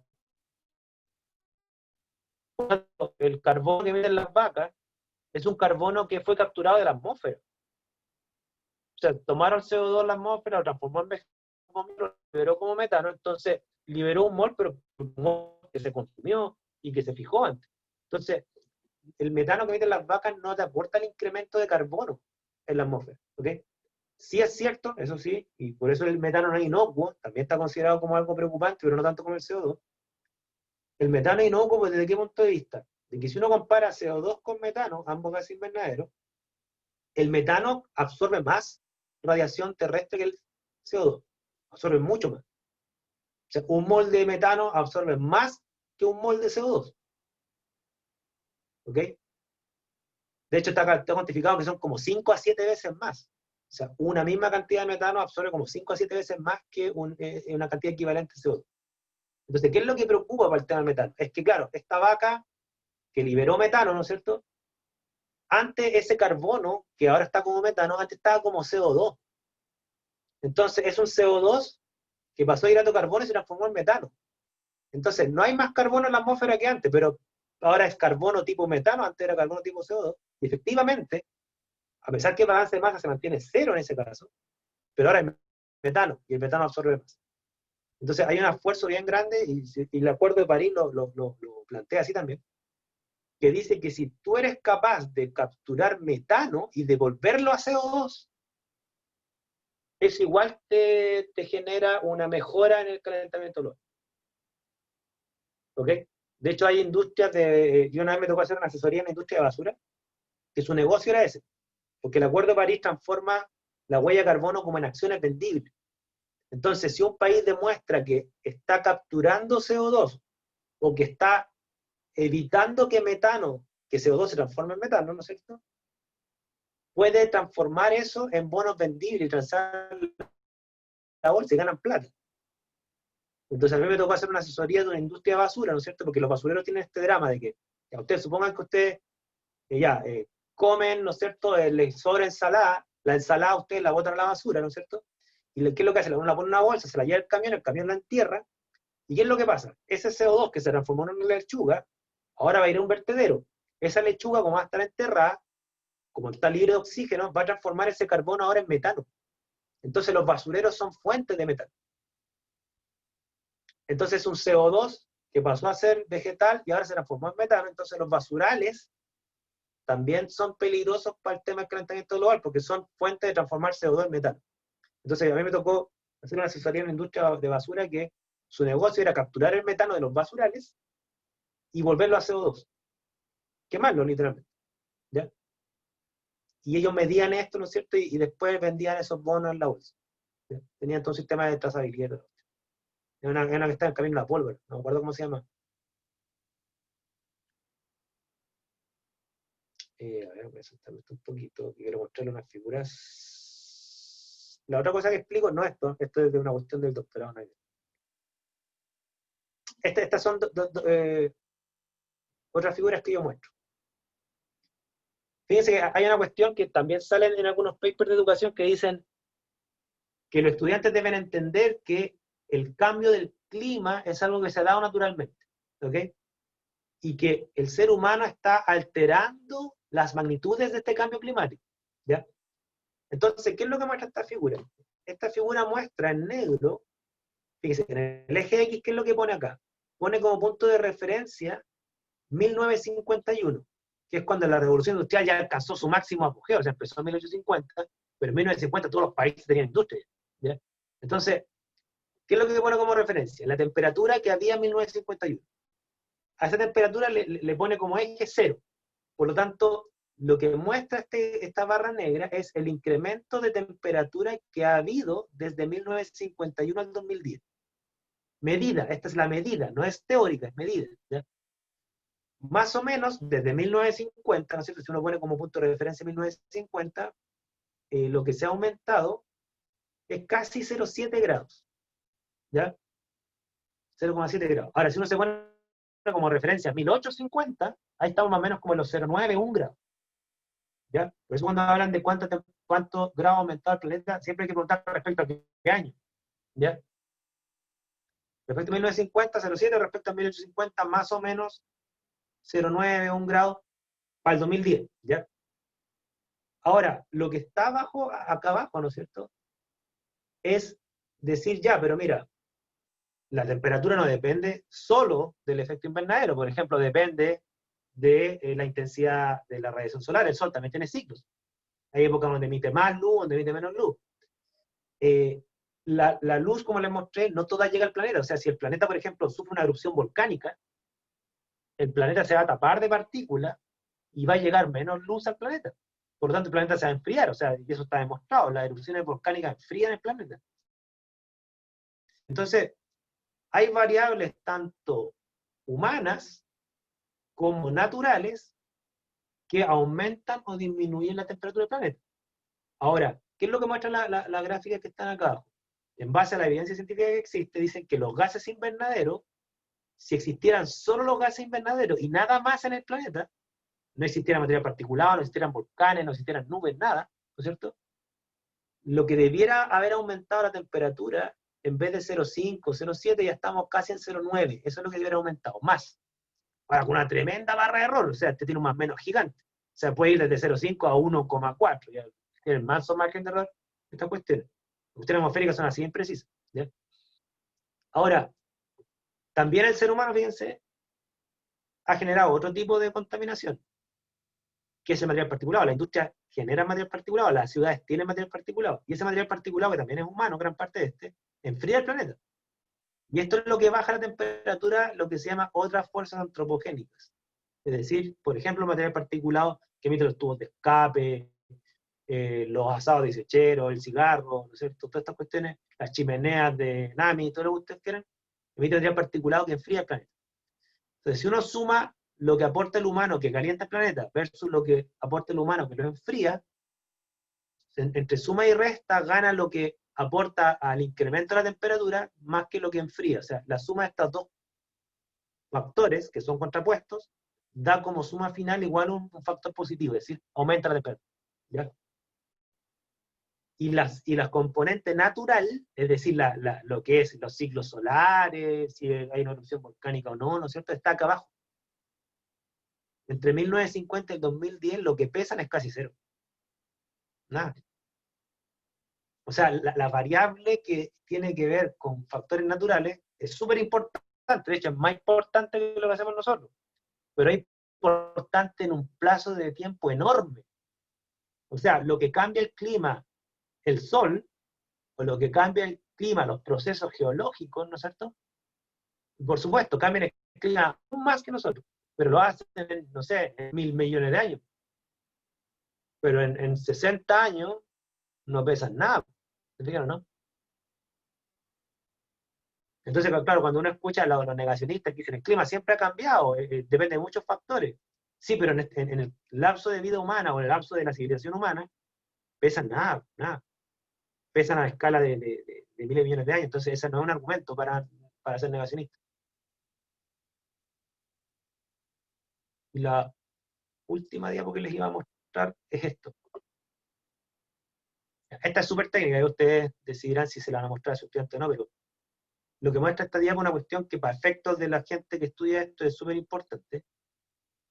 Esta unidad es watt por metro cuadrado. ¿Ya? ¿Y qué es un watt? Watt es energía por tiempo. Es cuántos joule por segundo uno está recibiendo. ¿Ya? Fíjense que hay un dato que creo que era más o menos así, dice que en un metro cuadrado de tierra, ¿no es cierto?, la cantidad de joule por segundo que llegan en un metro cuadrado son algo así como 1.300 joule por segundo. Eso nos llega del Sol, a la Tierra, a la superficie de la Tierra. Son como 1.300 joule por segundo, en un metro cuadrado. Ahora, luego parte de esa energía se reirradia, como dijimos para el efecto invernadero, ¿no es cierto? Y algo se absorbe, ¿ok? Aquí lo que está mostrando esto es que, bueno, de todos los joules por segundo que emite nuestro planeta, ¿no es cierto?, siempre algo se ha atrapado, como yo les mencioné. Lo que se postula para el efecto invernadero, que es exacerbado por lo humano, es que los humanos están haciendo que ahora se atrape más energía por segundo por metro cuadrado, más, debido a los gases invernaderos. ¿Cuánto más? Bueno, esto es lo que muestra esta gráfica. Muestra que los gases invernaderos, ¿no es cierto?, absorben, todos los gases invernaderos, todos, ¿ok?, absorben aproximadamente casi 3 joules por segundo por metro cuadrado, es decir, 3 watts por metro cuadrado, adicionales a los que se absorbían, ¿y cuál es el punto de referencia? 1750. Y aquí no tengo idea por qué lo hicieron hace tanto tiempo atrás, ¿ya? Es como para asegurarse que no había ni una industria, ¿ya? O sea, en 1750 se absorbió una cantidad de joule, o watt por metro cuadrado, ¿cierto? Y ahora se absorben 3 watts más que en esa época, ¿ok? Debido a los gases invernadero. Entonces, ese es el aporte extra que estamos generando. Ese aporte extra ha sido suficiente para subir medio grado desde 1950, 1 grado desde 1850, ¿no es cierto? Y además lo que nosotros sabemos es que de todo lo que ha aumentado la temperatura del planeta, Gran parte de esto se debe a los gases invernaderos, casi todo, ¿no es cierto? Y de todos los gases invernaderos que hay, y aquí viene la importancia que tiene este gráfico, lo que está en café es lo que aporta el CO2. O sea, de todos los gases invernaderos, el CO2 es lejos el que más aporta en este atrapamiento. No en este tratamiento. ¿Okay? O sea, los 3 watts por metro cuadrado extra que está absorbiendo la atmósfera terrestre, más del 70% se debe al CO2 extra. ¿Ya? Entonces, ahí está como la evidencia más o menos demostrada, ¿ya? Lo que más se maneja desde el informe del IPCC, ¿ya? Y le repito, o sea, y además esto ha sido culpa del CO2 porque el CO2 es el que se emite de los combustibles fósiles y el que se ha incrementado debido a esa crisis, ¿ya?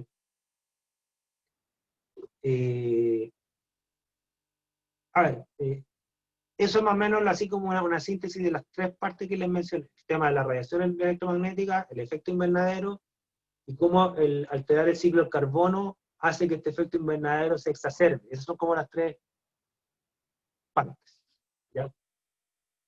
Súper así como intenso, ¿ya? Esto yo lo veo así como en 6 horas, por lo menos, con cabros viejos, ¿ya? No con niños chicos como lo que está con ustedes, ¿ya? Tengo más material, pero el otro material son modelos matemáticos, ¿ya? Que no vienen al cuento.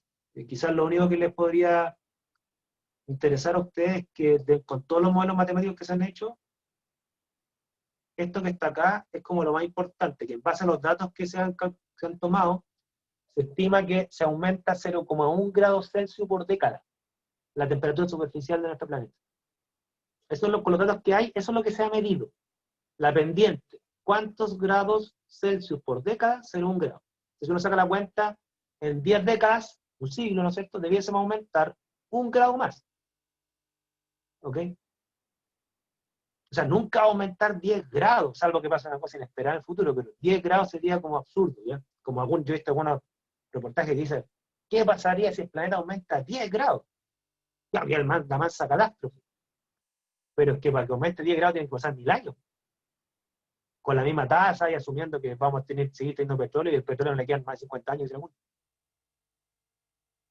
Entonces, claro, yo soy bien. No soy tan pesimista como sale en la tele que nos vamos a quemar o que nos vamos a extinguir o cuestiones así. Yo creo que la vamos a pasar mal en algunas ciudades, ¿no es cierto?, donde van a haber sequía, no sé, cosas por el estilo. Que aquí esa es la otra cosa que se me olvidó mencionarle, ¿eh? De que también la Paola me la había mencionado, de que, claro, ¿cuáles son los efectos entonces de esta cuestión? ¿Cierto? Y fíjense los efectos de esta cuestión, y me voy a volver a la figura original. Ya les dije uno, acidificación de los océanos. Más CO2 en el agua, más ácido carbónico en el agua, más ácido, ¿no es cierto? Pero, me devuelvo a esta figura, acá. Se está cargando se le está descargando el computador a la web. Ya, y aquí. A ver, la web se va a conectar. Ya, y esta cuestión que les voy a decir, sí que no es fácil de entender, salvo que ustedes sean de física, ¿ya? Su compañero que ustedes le llaman el pelado, ¿no es cierto?, que es de física, él yo creo que lo va a captar al tiro, ¿ya?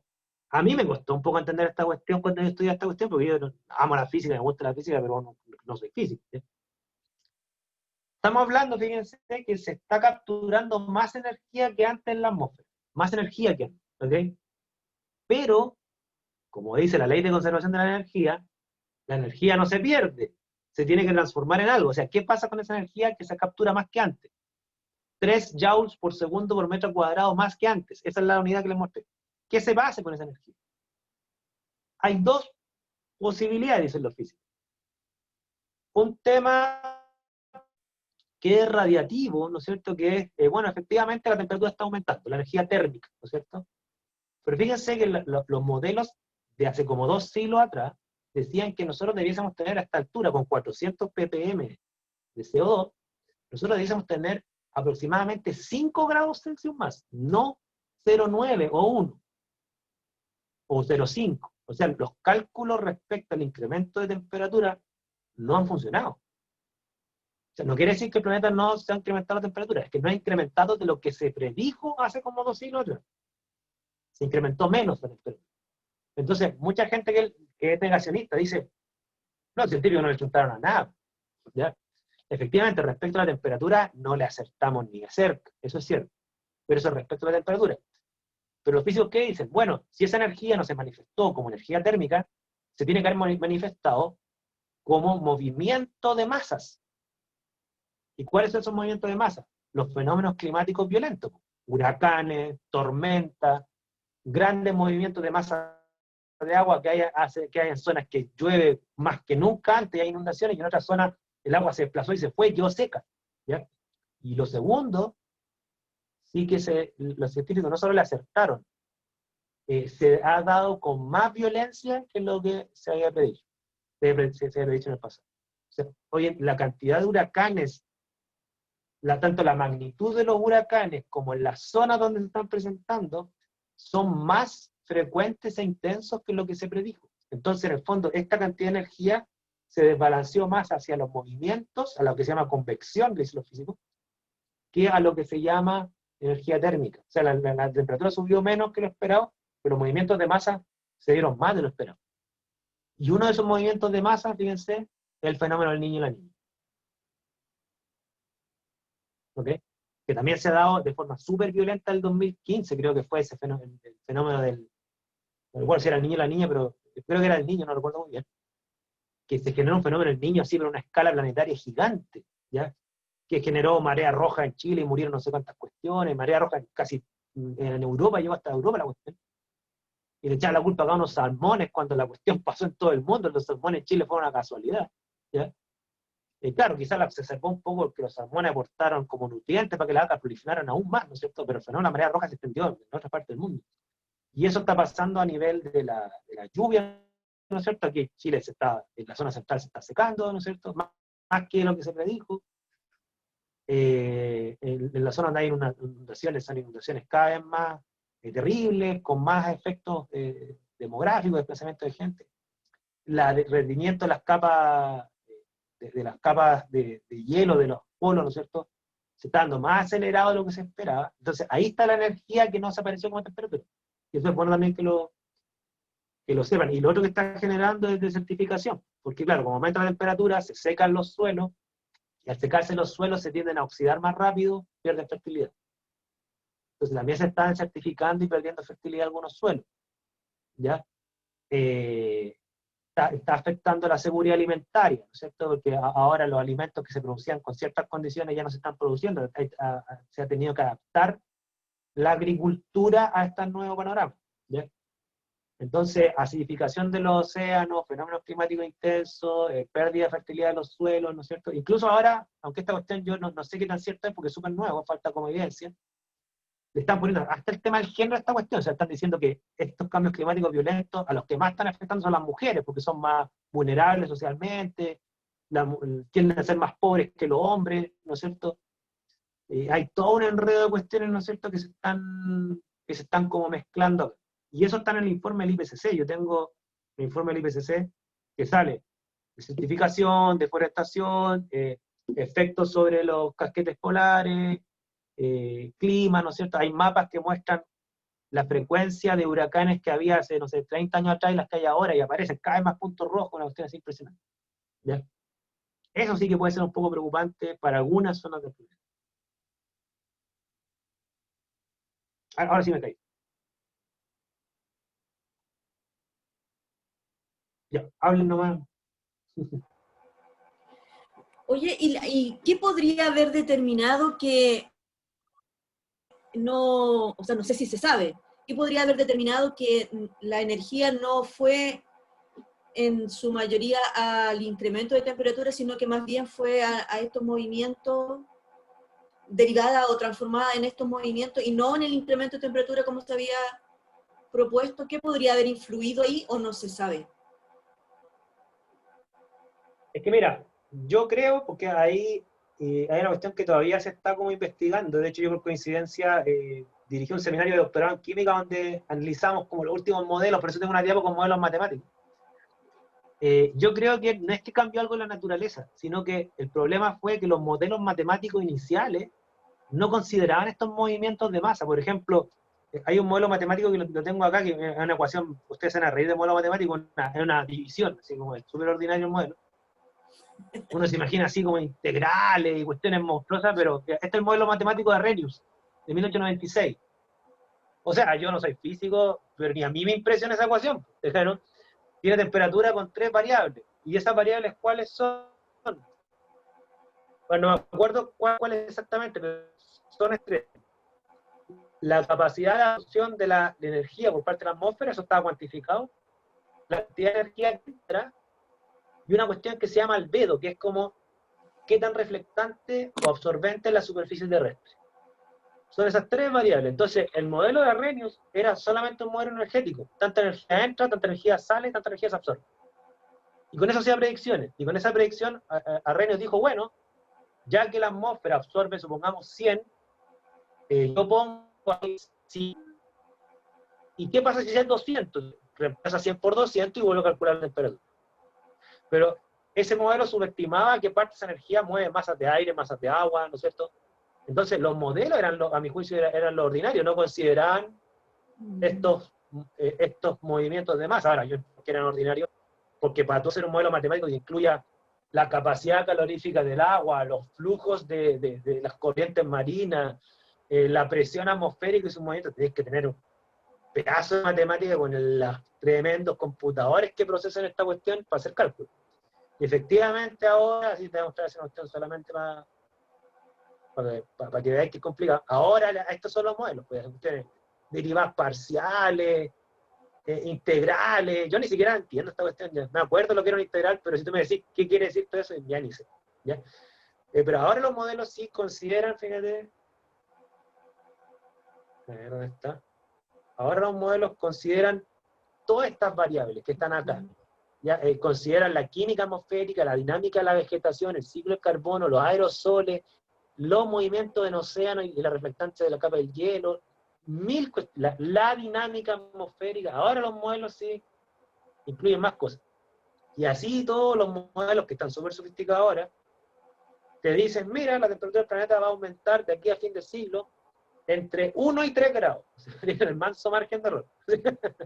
O sea, 1 puede ser, no es tanto, 3 puede ser, chuta, igual es preocupante. En el fondo los tipos ni con estos supercomputadores, así como son capaces de modelar la complejidad de la naturaleza. O sea, ten en cuenta que no le chuntan ni a la lluvia, pues menos le van a chuntar a la temperatura del planeta en un siglo más. O sea, con suerte te pueden decir si va a llover en 2 días más.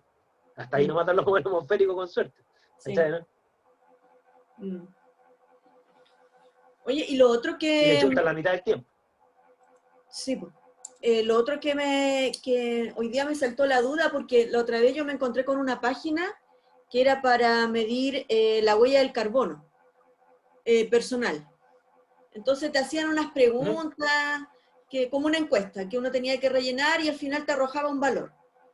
Pero, bueno, no estaba con tanto tiempo como para poder indagar más, pero no encontré en lo inmediato un valor de referencia. O sea, ¿cómo yo determino si es mucho, si es poco, mi aporte? No sé si hay un valor referencial de la huella del carbono, como para decir, en realidad no estoy tan mal. Claro, lo que pasa es que normalmente los valores de referencia son como antes de la revolución industrial, en donde el CO2 que tú generabas, ¿no es cierto?, no era más allá el que generabas por metabolismo. O sea, comías alimentos y liberabas CO2 de agua. E incluso en ese contexto, la huella de carbono igual tendía a ser, como decía, tú comes alimentos que para generarse capturaron CO2 antes, ¿cierto? Claro. Entonces, normalmente lo que se habla de huella de carbono tiene que ver más con los valores relativos de las actividades que son necesarias y las que son ya productos de un desarrollo humano demasiado elevado. Por ejemplo, los viajes en avión, que ahora son súper nuevos para la gente, pero un viaje en avión, en donde el viaje en avión libera cualquier cantidad de dióxido de carbono, que además es por combustibles fósiles, o sea, no es por otra cosa, ¿no es cierto? Claro, eso eleva enormemente tu huella de carbono porque ahí sí que tú, literalmente, consumiste energía para viajar vía combustión de combustible fósil. Entonces, tu huella de carbono debería ser cero, esa es la verdad. O sea, el carbono que tú generas extra en la atmósfera es cero. Esa es la referencia. Ese debe ser el óptimo. ¿Sabes, no? Ahora, como todos necesitamos consumir energía extra de nuestro alimento, porque la sociedad actual es una máquina consumidora de energía para mantener el estándar de vida que tenemos, ¿no es cierto? Pues bien, viene el asunto de decir cuánta energía generas y qué tipo de energía consumes. O sea, cuánta energía consumes y de qué tipo. ¿Ya? Porque no es lo mismo, por ejemplo, decir, ya, tú, Elizabeth, te haces, yo le hice este cálculo a unos estudiantes, y yo le dije, calcúlenme la energía diaria que consumo. ¿Ya? Entonces, había un estudiante que se tomaba 5 tazas de té del día. Entonces, ¿qué tenía que hacer? Tenía que tomar 5 tazas de té, que supongamos que eso es 1 litro de agua. ¿No? Tenía que darme, tenía que consumir, tomar 1,5 litros de agua desde 25 a 100 grados Celsius, que eso es hervirla. Y el agua, calentar el agua, hace cualquier energía. Y claro, pero ahí viene el tema. ¿Y esa energía genera CO2? En Chile, al menos, no es tan así. ¿Por qué? Porque la energía en Chile tiene 3 principales fuentes. Una es energía hidroeléctrica, o sea, el agua que cae, que mueve un aspa, eso no libera CO2. ¿Ok? La otra que sí libera CO2 es termoeléctrica basada en petróleo o carbón. Ambas liberan CO2. ¿No? Entonces, como mitad y mitad, la energía residencial que tenemos en Chile, la mitad la generamos con carbón, mitad no. De toda esa energía en Chile, esto no es aplicable en Francia, por ejemplo, en Chile, de toda la energía que tú consumes, ¿cierto? La mitad te libera CO2, porque la materia energética domiciliaria es mitad y mitad. ¿Ok? Pero si además tú prendes el auto, eso es puro huella de carbono, porque todo es benzina. Entonces, ahí tú vas haciendo el cálculo de tu consumo energético, todo lo que te sume carbono está mal, no hay un valor como bueno. ¿No? Por ejemplo, nosotros con la Paula, cuando estuvimos en Francia, allá en Francia casi toda la energía eléctrica era nuclear. Y esa tiene 0 huella de carbono. ¿No? La energía nuclear no libera CO2. Entonces, no hay un valor como óptimo, debiera ser 0 en una sociedad optimizada. Claro, pero eso obviamente técnicamente es complicado. O sea, aquí la gente se niega a la hidroeléctrica, se niega a la energía nuclear, que son las únicas 2 verdaderas fuentes de energía que cubren amplia demanda energética y no liberan CO2. Y la gente quiere solamente energía solar fotovoltaica, que tampoco libera CO2. Pero ningún país tiene una materia energética completa cubierta con eso. Nos cansa, es súper cara. ¿Sí? Sí. Yo creo que ese es uno de los principales problemas que tienen un costo que para un país como Chile es difícil de alcanzar por un individuo común y corriente. Entonces al final opta por lo que le alcanza, y lo que le alcanza no es lo más óptimo desde ese punto de vista. Digo yo. No, o sea, hasta el día de hoy, a pesar que ha bajado un montón de la energía solar fotovoltaica, hasta el día de hoy sigue siendo un lujo de gente con plata.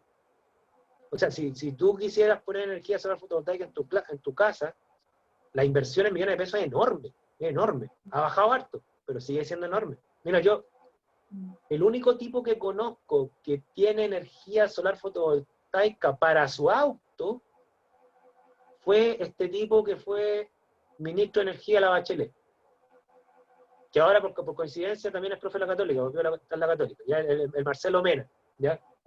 Y el Marcelo Mena, él lo reconocía en un reportaje del diario, él mostraba la foto en su casa, tenía un pedazo de panel fotovoltaico en el techo y tenía un enchufe, porque además tiene un auto eléctrico, ¿ya? Pero claro, cómprate un auto eléctrico, 20 palos, uno de Citicar, ¿ya? Instálate una celda solar fotovoltaica, te va a salir 5 o 6 palos, ¿no? Entonces ya, ¿quién tiene 25, 30 millones de pesos va a tener una huella de carbono cero? ¿No? Los que tuvieron sueldo ministro nomás, pues, y él lo reconocía, porque o sea, dijo, yo me puedo dar este lujo, y lo reconocía el lujo. O sea, ojalá el día de mañana esté asequible a personas de sueldo promedio, ¿no? Pero no, todavía estamos lejos de eso, o sea, no le veo cercanía. Ahora, claro, lo que uno puede hacer para bajar la huella de carbono, y que si está dentro de nuestras posibilidades, aunque tiene un costo obviamente, es claro, tratar de ocupar el auto lo menos posible, la mayor cantidad de personas por viaje y no uno solo, ¿no?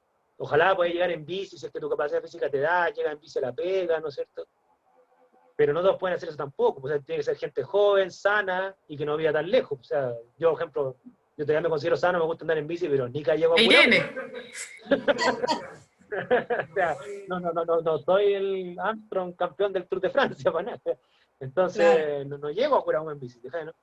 Claro, yo podría llegar en bici al centro de Quilpué, y reconozco que eso no lo hago de flojo, ¿ya? Porque además por los peligros, pues yo me da miedo andar entre medio de los autos en bici, ¿ya? Pero ese es el tema de la huella de carbono, pues, y no sé, por ejemplo, lo otro que aporta harto la huella de carbono, pero como yo te decía, es el tema de la basura orgánica, que eso sí está de moda, yo considero que es bueno que esté de moda.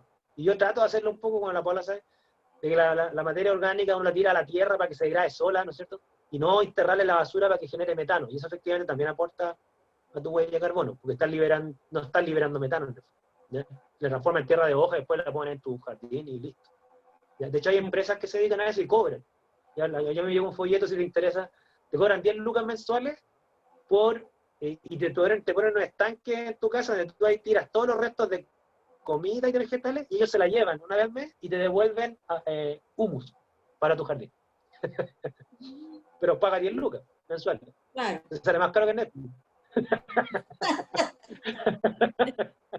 Y en Netflix sí genera carbono. Claro.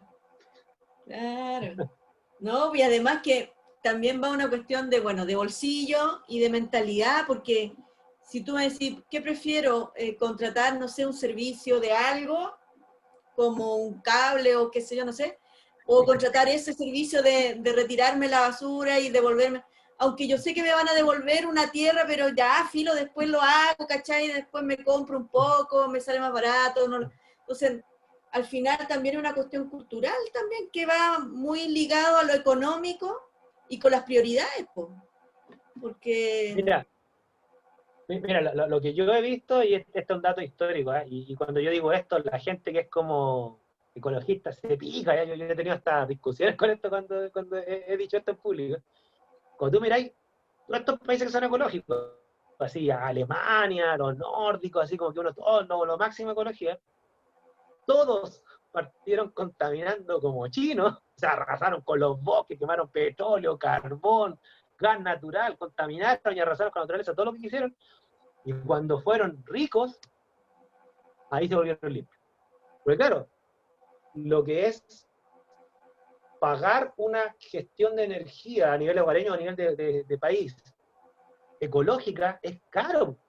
Entonces los países, ¿qué tienen que hacer primero? Se enriquecen y después se vuelven ecológicos. Y a todos los países, sin excepción, ha pasado eso. Todos. No conozco ni un país que siendo pobre se volvió ecológico. Ni uno. ¿No? Y eso te pasa incluso a nivel personal. O sea, por ejemplo, claro, yo ahora me he puesto ecológico un poquito, ¿no es cierto? Yo he comprado luces solares en AliExpress, ¿cachai? Yo tengo hartas luces solares en mi jardín. Son terrible caras, pues a usted no me lo hubiese comprado hace 15 años atrás. Me lo compré ahora que me he puesto y que tengo un mejor sueldo, pero antes no, pues si me sale 40 lucas, 4 foquitos y tengo que comprarme 3, ¿cachai? ¿No? Y esa cuestión, ya, dile a alguien que gana 500 lucas que te compre 6 foquitos de eso. Te va a mandar una patada para la fuente del cerro, tiene otras prioridades, ¿cachai? Claro. Sí, pues, obvio, sí. Sí, yo creo que también va muy de la mano con eso, o sea, es re complicado que, como dices tú, o sea, claro, es fuerte escucharlo, pero es lógico. Tiene lógica, digamos. Crear es realista, o sea, no es vender la pomada. Claro.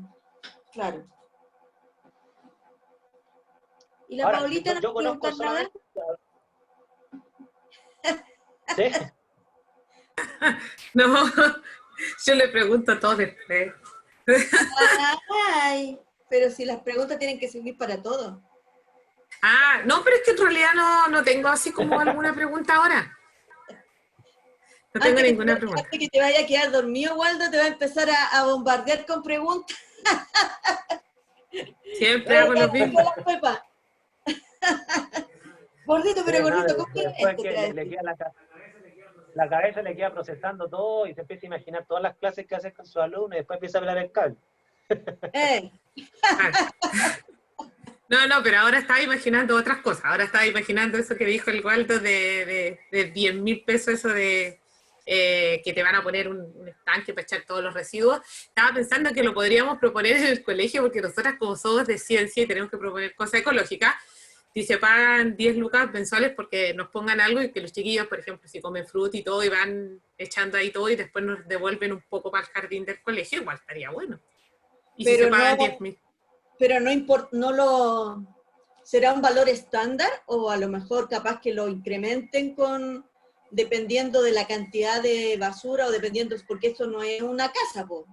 Claro, pero también lo podríamos hacer por último por curso. Por ejemplo, si un curso que se cree ecológico y podemos juntar, no sé, 10.000 pesos mensuales y lo pagamos y una cosita por curso. O por nivel, ponte tú. Por nivel, claro. Y si Si es son que 10 lucas por nivel, claro, si hubiese restricción claro. cantidad. Entonces, claro, si fuese por nivel, por ejemplo, igual son 60, no sé cuánto, 120 niños y son 40, 10 lucas mensuales las sacan al tiro. Entonces igual podría, en eso estaba pensando, y después estaba pensando en la actividad que vamos a hacer si es que hacemos esto, lo mismo que estabas diciendo tú, pues eso de la huella de carbono, la actividad que el Waldo le hace a los niños, a sus alumnos. Claro, no, yo creo que algo así también sería súper bueno porque es más tangible y motivador para ellos, ¿ya? Pero por eso también era importante porque los chiquillos, yo les comenté eso, y me preguntaban si había un valor adecuado. Y yo me acuerdo que cuando yo lo saqué, busqué a la rápida, porque como siempre uno hace las cuestiones a la rápida, todo apura. Entonces, no lo encontré, pues, ¿cachai? Pero, claro, o sea, la lógica indica que debiera ser cero, pero yo creo que eso es como más utópico igual, pues, o sea, no creo que... Fíjate que el ministro el Marcelo Mena, era rechalado, así yo conocía al papá de él. Y el tipo chalado, inyectado con la parte ambiental. De hecho, él trabajaba antes de ONG ambientalista y todo. Y ese tipo era terrible consecuente. Él se iba a trabajar en bici cuando estaba en el ministerio. El tipo, su programa de fin de semana era caminar con la familia en un auto para irte a la costa, ¿cachai, no? Ahora, el tipo reconocía que su pecado era cuando tenía que ir a congresos científicos. Pues claro, a veces el congreso era, no sé, pues en Polonia, ahí te tira un avión, jodí, y tu huella de carbón se te dispara por la nube. Ahora, lo que sí uno puede hacer, ¿no es cierto?, es que, claro, si tú tienes emisiones de carbono inevitables, las puedes compensar poniendo secuestradores de carbono, por ejemplo, plantando árboles. ¿Fíjate, no? O evitando que se consuma energía, reemplazando la fuente de energía por otra, o sea, cosas por el estilo. ¿Fíjate, no? Eso es como compensar. Claro, Ajá. pero cuando hacen esa compensación, muchas veces lo hacen haciendo monocultivo, entonces ahí echamos a perder la biodiversidad, que es el otro tema que es más biológico, porque no plantan una diversidad de especies, sino que plantan de una sola especie. Y generalmente pinos más encima, que los pinos sí, bueno, ese es otro tema. el suelo. De hecho, hay gente que conecta el cambio climático con biodiversidad, pues hay gente que el cambio climático ha generado pérdida de biodiversidad, también dice. Claro. Ajá. Si uno se fija en eso, evidentemente, pues, y al provocar monocultivo, al final también va a ir perjudicando a todos los niveles superiores de la cadena, pues. Va a ir limitando en el fondo.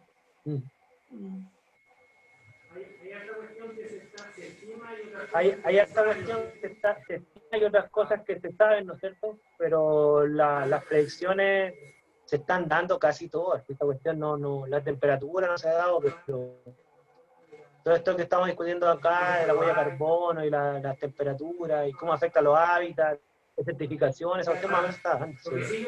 Quizás no tan grave. Ahora, lo que sí yo soy súper optimista desde qué punto de vista de que los autos eléctricos la curva de precio dice más o menos en 30 años, 20 años por ahí, ya va a ser casi el mismo precio que el motor de combustión interna. De hecho, ya hay varias motoras que dijeron que en 20 años más van a dejar de producir motor de combustión interna, o sea, motor de petróleo. Fíjate, cuando pase eso, va a ser un punto de quiebre. Gran parte de lo que es el transporte va a parar de quemar petróleo. Y la otra cuestión que va a pasar, que se estima que va a pasar más o menos como el 2100, la humanidad ya no va a crecer más en número. Porque vamos a hacer hasta como 10.000 millones de seres humanos. No vamos a crecer más porque las generaciones nuevas, mientras más se desarrollan los países, menos hijos tienen. Claro, la tasa de natalidad ha ido disminuyendo. Y la curva ya está empezando a bajar. Claro, entonces cuando pasen esas dos cosas, va a ser una buena noticia del planeta, creo yo. Vamos a estar muertos. Los autos eléctricos yo creo que los vamos a ver. Yo creo que los autos eléctricos los vamos a ver. Bueno, ahora hay cargadores eléctricos, bueno, para los scooters y todas esas cosas, pero hay re poco igual, pues si te quedáis ahí sin electricidad, te quedas botado. Porque hay una... Este es de la casa. Cargarlo con... Así, pues. Esa es la idea. No. Hay que hacer un buen cálculo. Claro, porque si lo enchufáis a la corriente y esa corriente te genera una termoeléctrica a carbón, es lo mismo. Sí. Ay. Ya.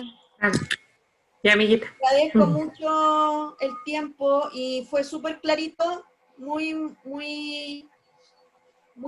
¿cómo se llama? Útil para nosotras para poder transmitir esto y para poder tener más fundamento igual, pues. Porque eso yo creo que un poco falta, el fundamento para poder decir alguna o afirmar o refutar algunas cosas. Oiga, yo voy a armar un power con las cosas estas que tenía el Waldo, con lo que nos mostró el Waldo, y te voy a mandar el power del Waldo. Entonces, si es que hay que agregarle algo, tú me dices, mira, agrégale esto, porque hago unos power así como más, con más color y todo, lo único que le hago. ¿Ya? Yo siempre como que los cambio un poco para darle así como más color y todo. Eso es lo más atractivo. Sí. Sí, de hecho, el que hicimos ahora no alcancé a mandártelo porque lo terminé como un cuarto, o sea, como justo a la hora para empezar la clase, para mi curso. Como mi curso no participa, lo hice en colores, para que se viera más lindo. Ah, ya. Así que eso. Okay. Pero yo lo voy a hacer y después te lo voy a mandar y con el del Waldo y ahí tú, no sé, pues Paola, falta agregar esto otro y lo vamos agregando. Ya. ¿Ya? Listo, esto ya es para vuelta la semana de vacaciones, entre comillas. Sí, y te voy a mandar también la actividad esa que dice Waldo, porque vayan midiendo los chiquillos como miden. Me parece que es un cálculo matemático, me dijo el Waldo, que también hacen como un cálculo matemático. Así que ahí la mando. ¿Ya? Sí, vale. Mi amiga. Ya peladito igual. Muchísimas gracias. Amiguita, Waldo, vamos a hacer los informes. Ay, sí. En eso estoy. Sí, yo también. Ya, amiguita. Ya. Muchas gracias.